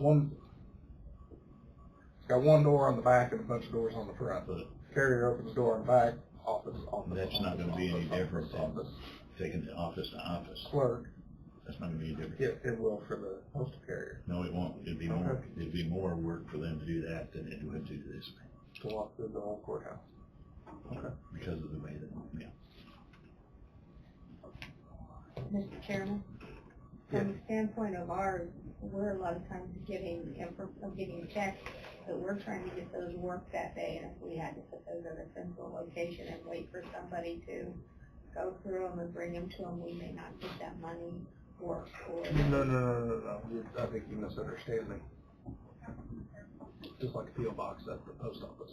Okay. You go get But your mail. the thing, and what Karen's saying, I think, is you know when it gets here. Right. When it's stuck in that box, you have no idea what time the carrier's in here because he comes through, the post person comes through here anytime between 10 o'clock and 1 o'clock or 1:30 sometimes. So there's a lot of variance on what time they get here anymore. 'Cause they've changed the route around a lot. We get a lot of certified mail that has to be signed for, so they'd end up at our office anyway. Right. Right. So that part's not a problem. But as far as, I mean, and I don't think it's a problem with the treasurer and the register of deeds most of the time, but I don't see any reason to change commission. Like Angie said, we have bids that come in that say commission on it, we have bills, and Donna comes up and checks her box every day anyway, so I think it could be in there and, I don't know, certified and those things.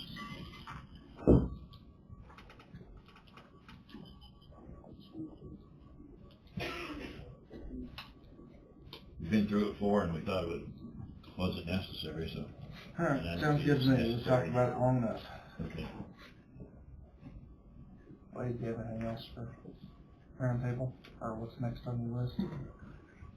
I'm gonna ask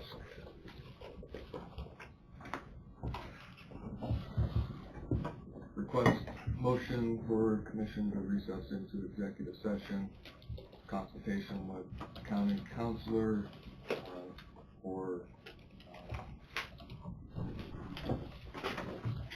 with the county counselor to provide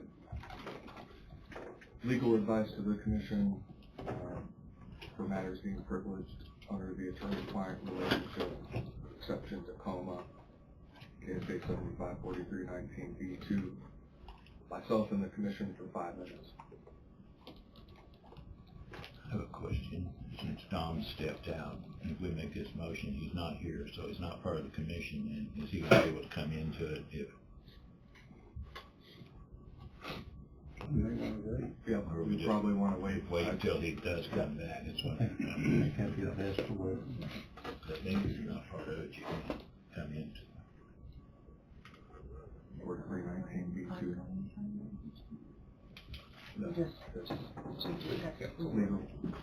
Legal advice.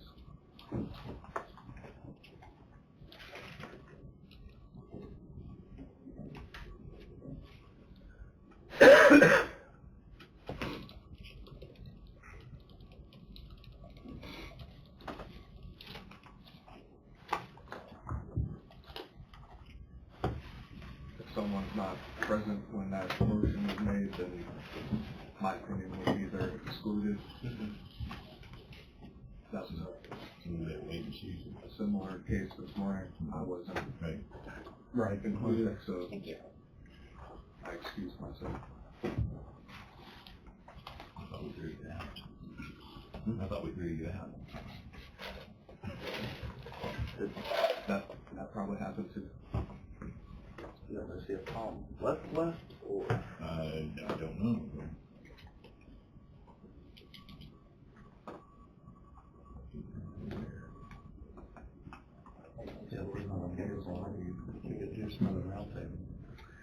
He's on the phone, so. If you need to go around the round table, I've got plenty to Come keep back everybody there. occupied.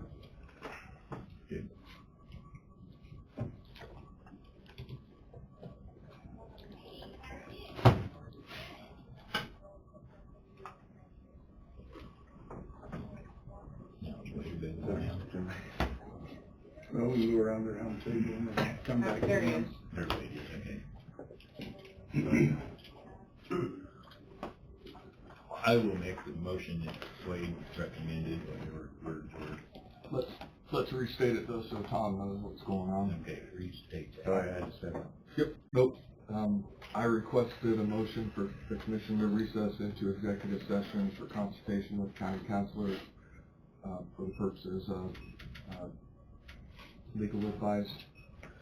And the discussion of those matters would be, or to provide legal advice for matters deemed privileged under the attorney-client, relationship exception to the Kansas Open Meetings Act, KSA 754319B2, is that specific provision, for 5 minutes.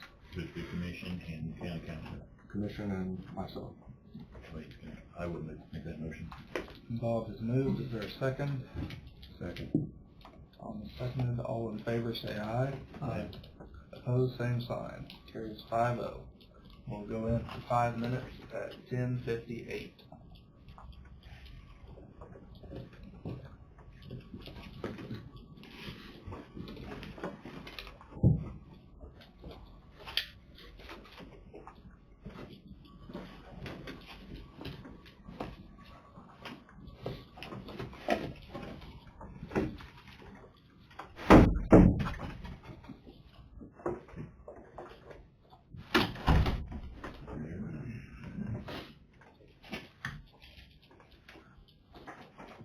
Glad we talked about this. So, I'm fine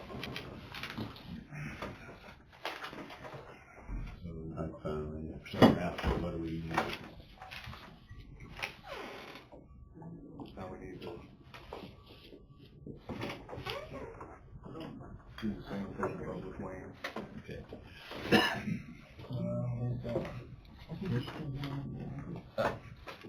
Still grabbing. I told him to stick around. Okay.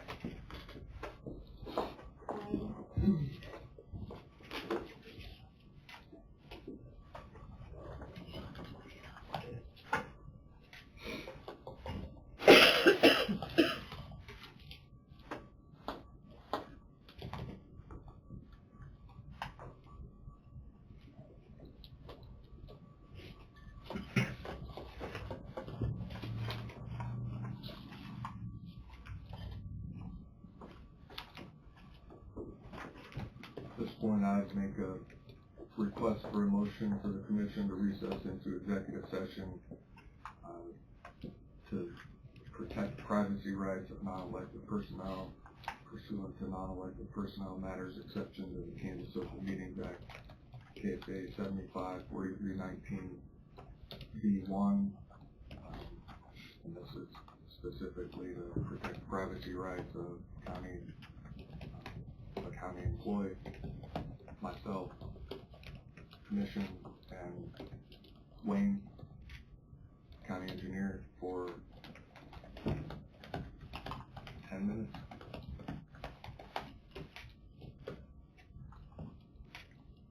I so move. Is there a second? Second. Which one are we going with? John? Bob, if you don't mind, All in favor say aye. Aye. Opposed, same sign.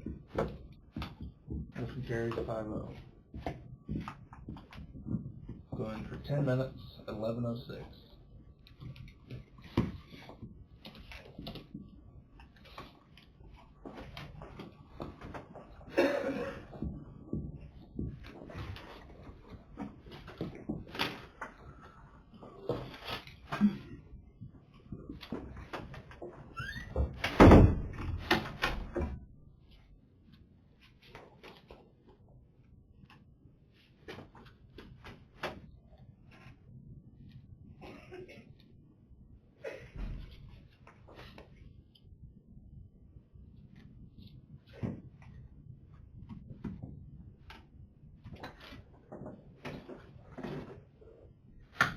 feel like we need the Jeopardy. And then we'll get a copy of this. 17. That's the one we just got.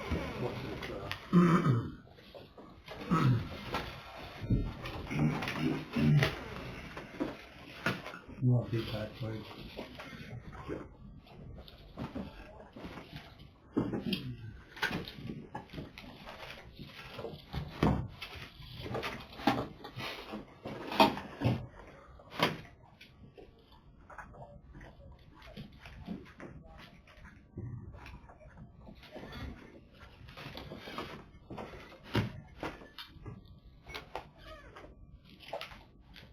Still on me? Alright, although I hate to do this. One more, request for motion for commission to recess into executive session for consultation with county counselor for the county counselor to provide, legal advice for matters deemed privileged under the attorney-client relationship exception to COMA. Again, that'll be for 5 minutes. Myself, the board, and 5 minutes should be enough.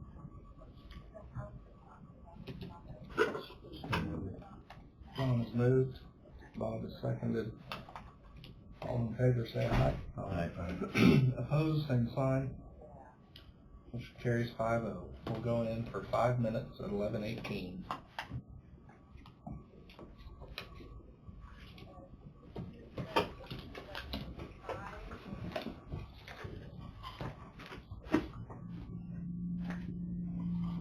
We're in.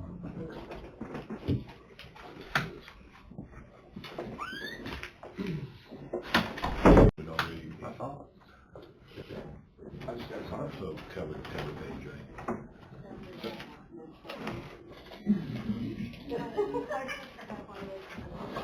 Appreciate it. Yes, thank you.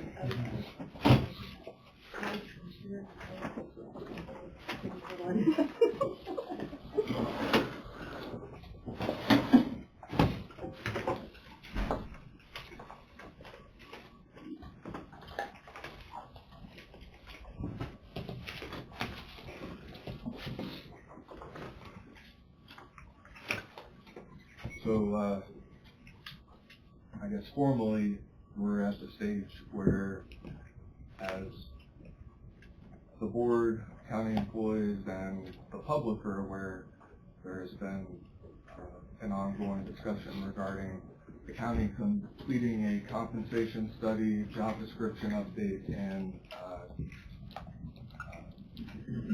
HR audit. Over the last several weeks, I've gone back and forth with the contact person with McGrath, who was selected to complete the compensation study, over proposed contract language. It's gone back and forth several times and finally came up with a viable document that seemed to meet the needs of the county's proposal, and I've reviewed the same.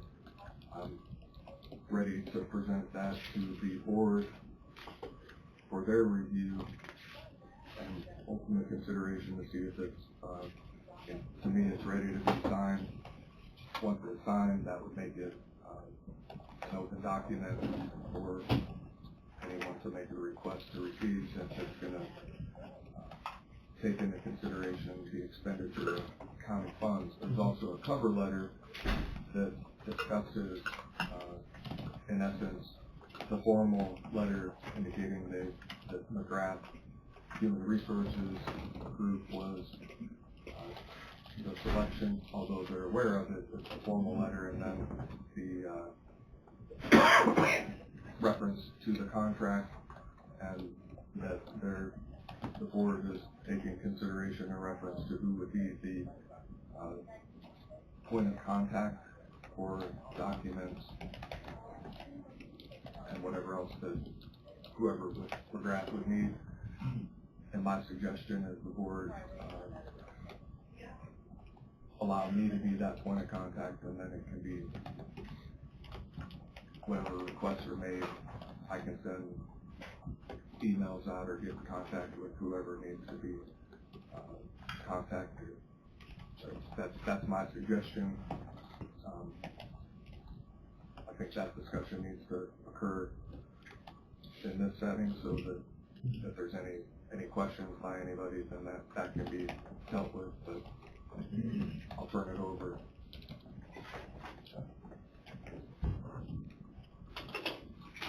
Anybody have any concerns? Yes, sir. Alderman Wade?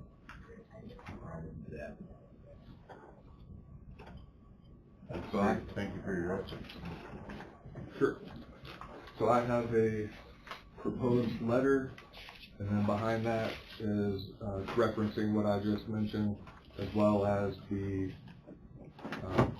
proposed contract, and the contract is, in essence, captioned agreement between Coffee County and McGrath Consulting Group to conduct a compensation study, job description update, and human resources audit.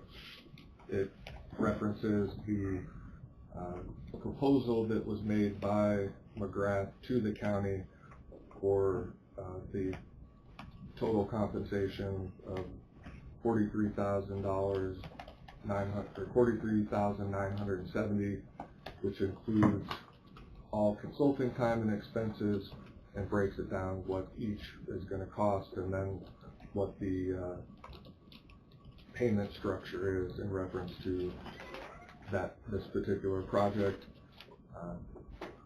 I'll turn it over to the chairman, as the chairman would be the one to sign it on behalf of the board, but the board needs to make the ultimate determination regarding the viability of the contract. And the proposed contract was provided for review and consideration to the board.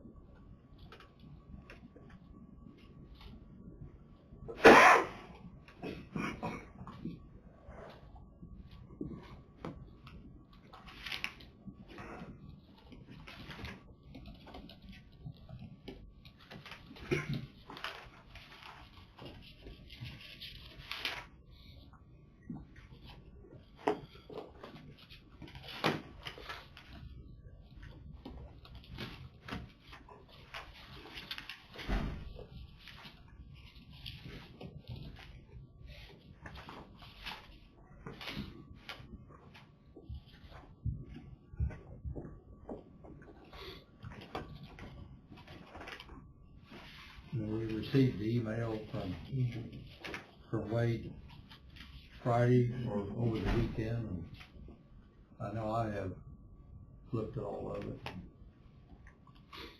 Anybody else have any questions on the contract? All right. The original. Okay.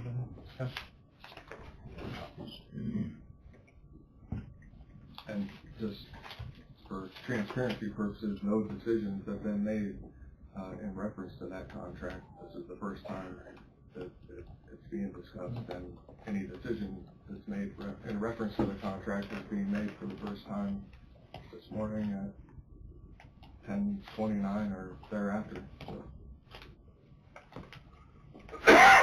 Need a motion to direct the chairman to sign the contract? That's so moved. Second. Tom has moved, Don has seconded. That's the time I would say 11, instead of 10. Did I say 10? Yes. Any further discussion? All in favor say aye. Aye. Opposed, same sign. Motion carries 5-0. You touch your clock head. My clock's in my head. That's what I'm at. And then is there any issue with my being the point of contact? Yes, sir.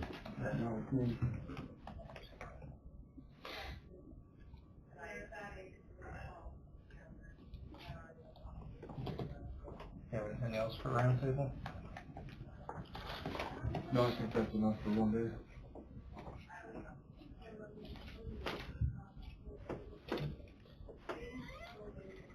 Angie, if you have anything for roundtable? One thing I want to talk to you guys about is that out here in the west parking lot, we've got some curbing that's going to need repaired.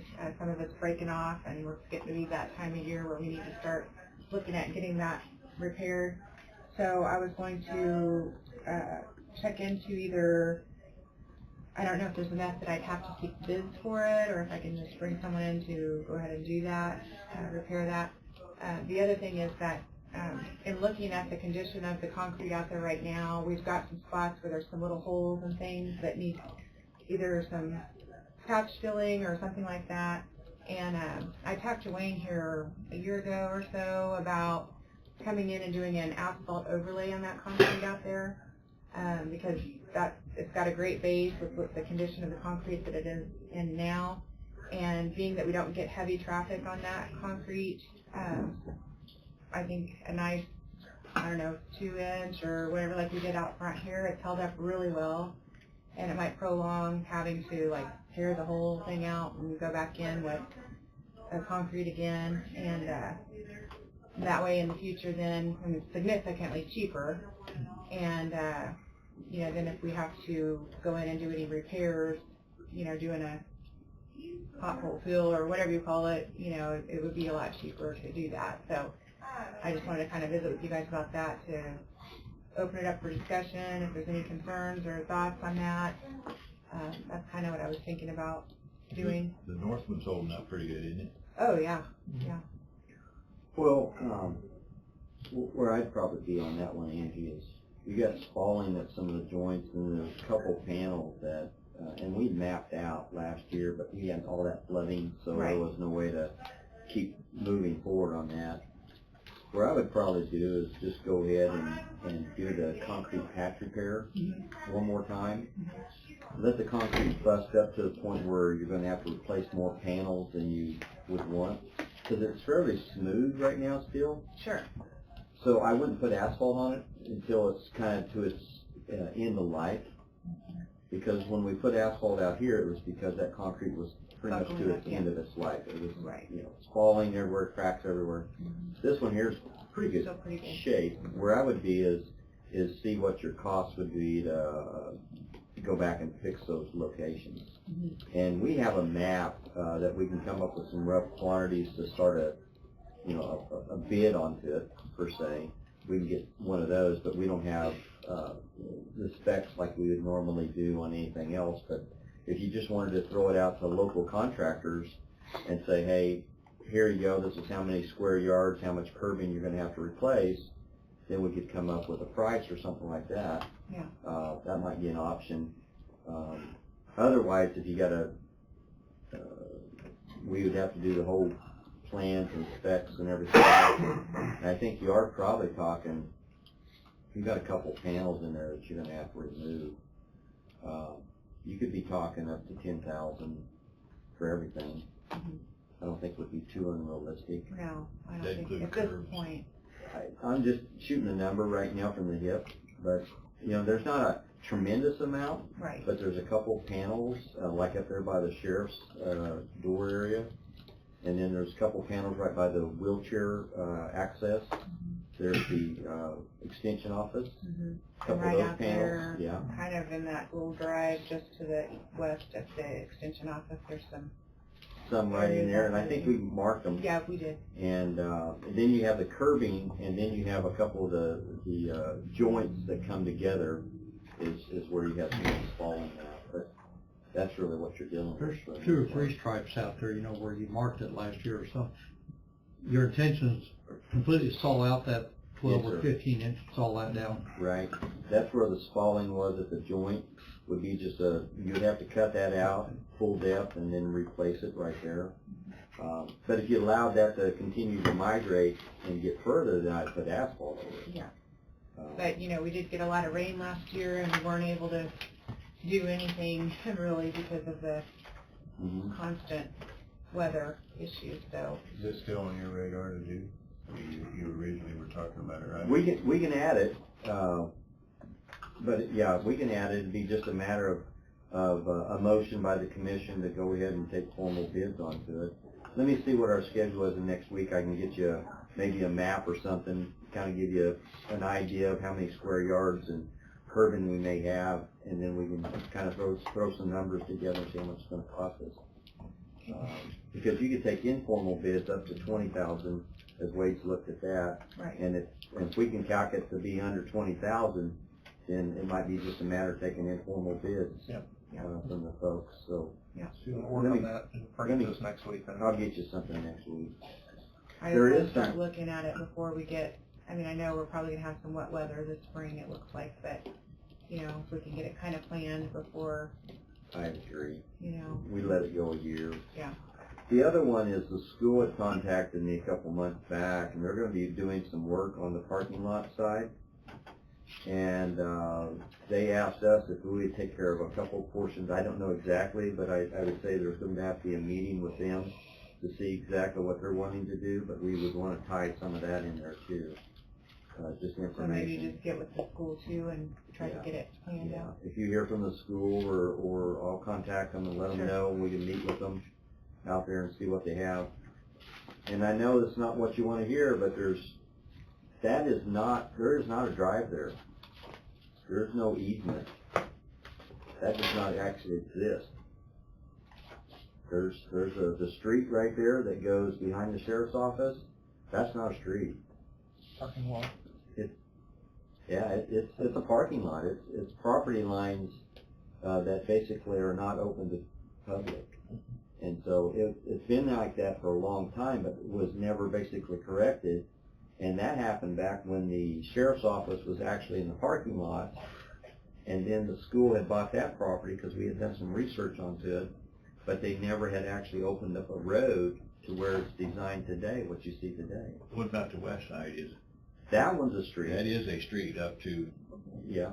would be up to Des Moines. Whatever the street, Des Moines. Yeah, it's not really a street evidently. Yeah, the north-south, But that is north-south street. is street, but then the east-west portion is not. That's just property line. So, at some point that needs to be updated. I'm pretty swamped right So now. that would be something the city would need to be taking care of though. I'd say it has to be between both. It'd be the two landowners, and that's gonna be Coffee County and the school district. And then the city could be involved if you're wanting to donate or open up a road. You know, if it becomes a street, then the city has to be involved in it. So. And, because if you're dedicating then at that point the responsibility of it, then the city has to be involved with it. And then the other thing I'll be working on is trying to get the security needs met for different departments. The only thing that I'm not going to be able to do would be the card locks. That'll be through the sheriff's office, but I'll be working on that. Unfortunately, I was out for sickness this past couple of weeks, so hopefully I can get back on track and get going on that. So that's all I have. Don't have anything. Tom? I'm good.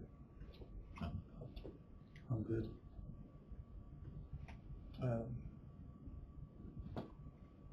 Thursday, I attended our Small Business Development Center's award ceremony, EMP Shield. Had won an award for Emerging Business of the Year. Just wanted to let everybody know. I know we had a correspondence go through on that, but it was a good ceremony there, and there were a lot of representatives from the courthouse there. Well. Some of the news looked like quite a turnout for a lot of businesses.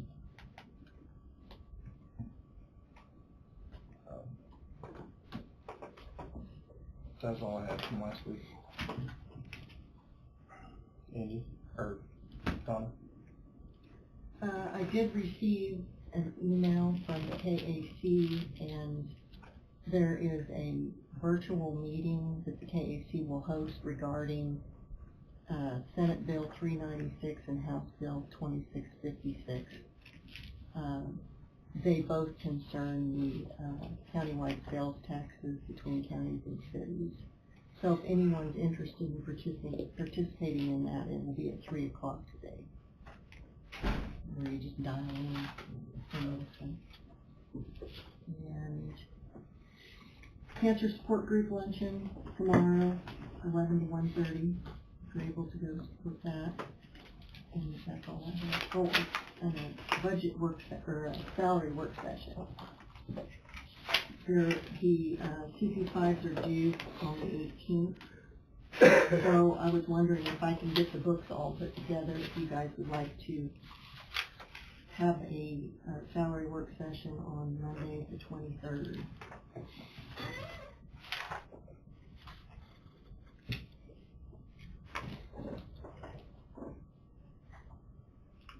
Works for Does me. anybody have I don't have any anything else. issues with that? Yep. Can you put that on the agenda, Angie? Yep.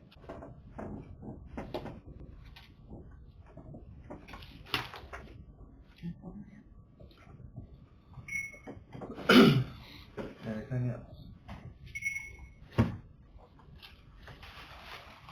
Adjourn at 11:42.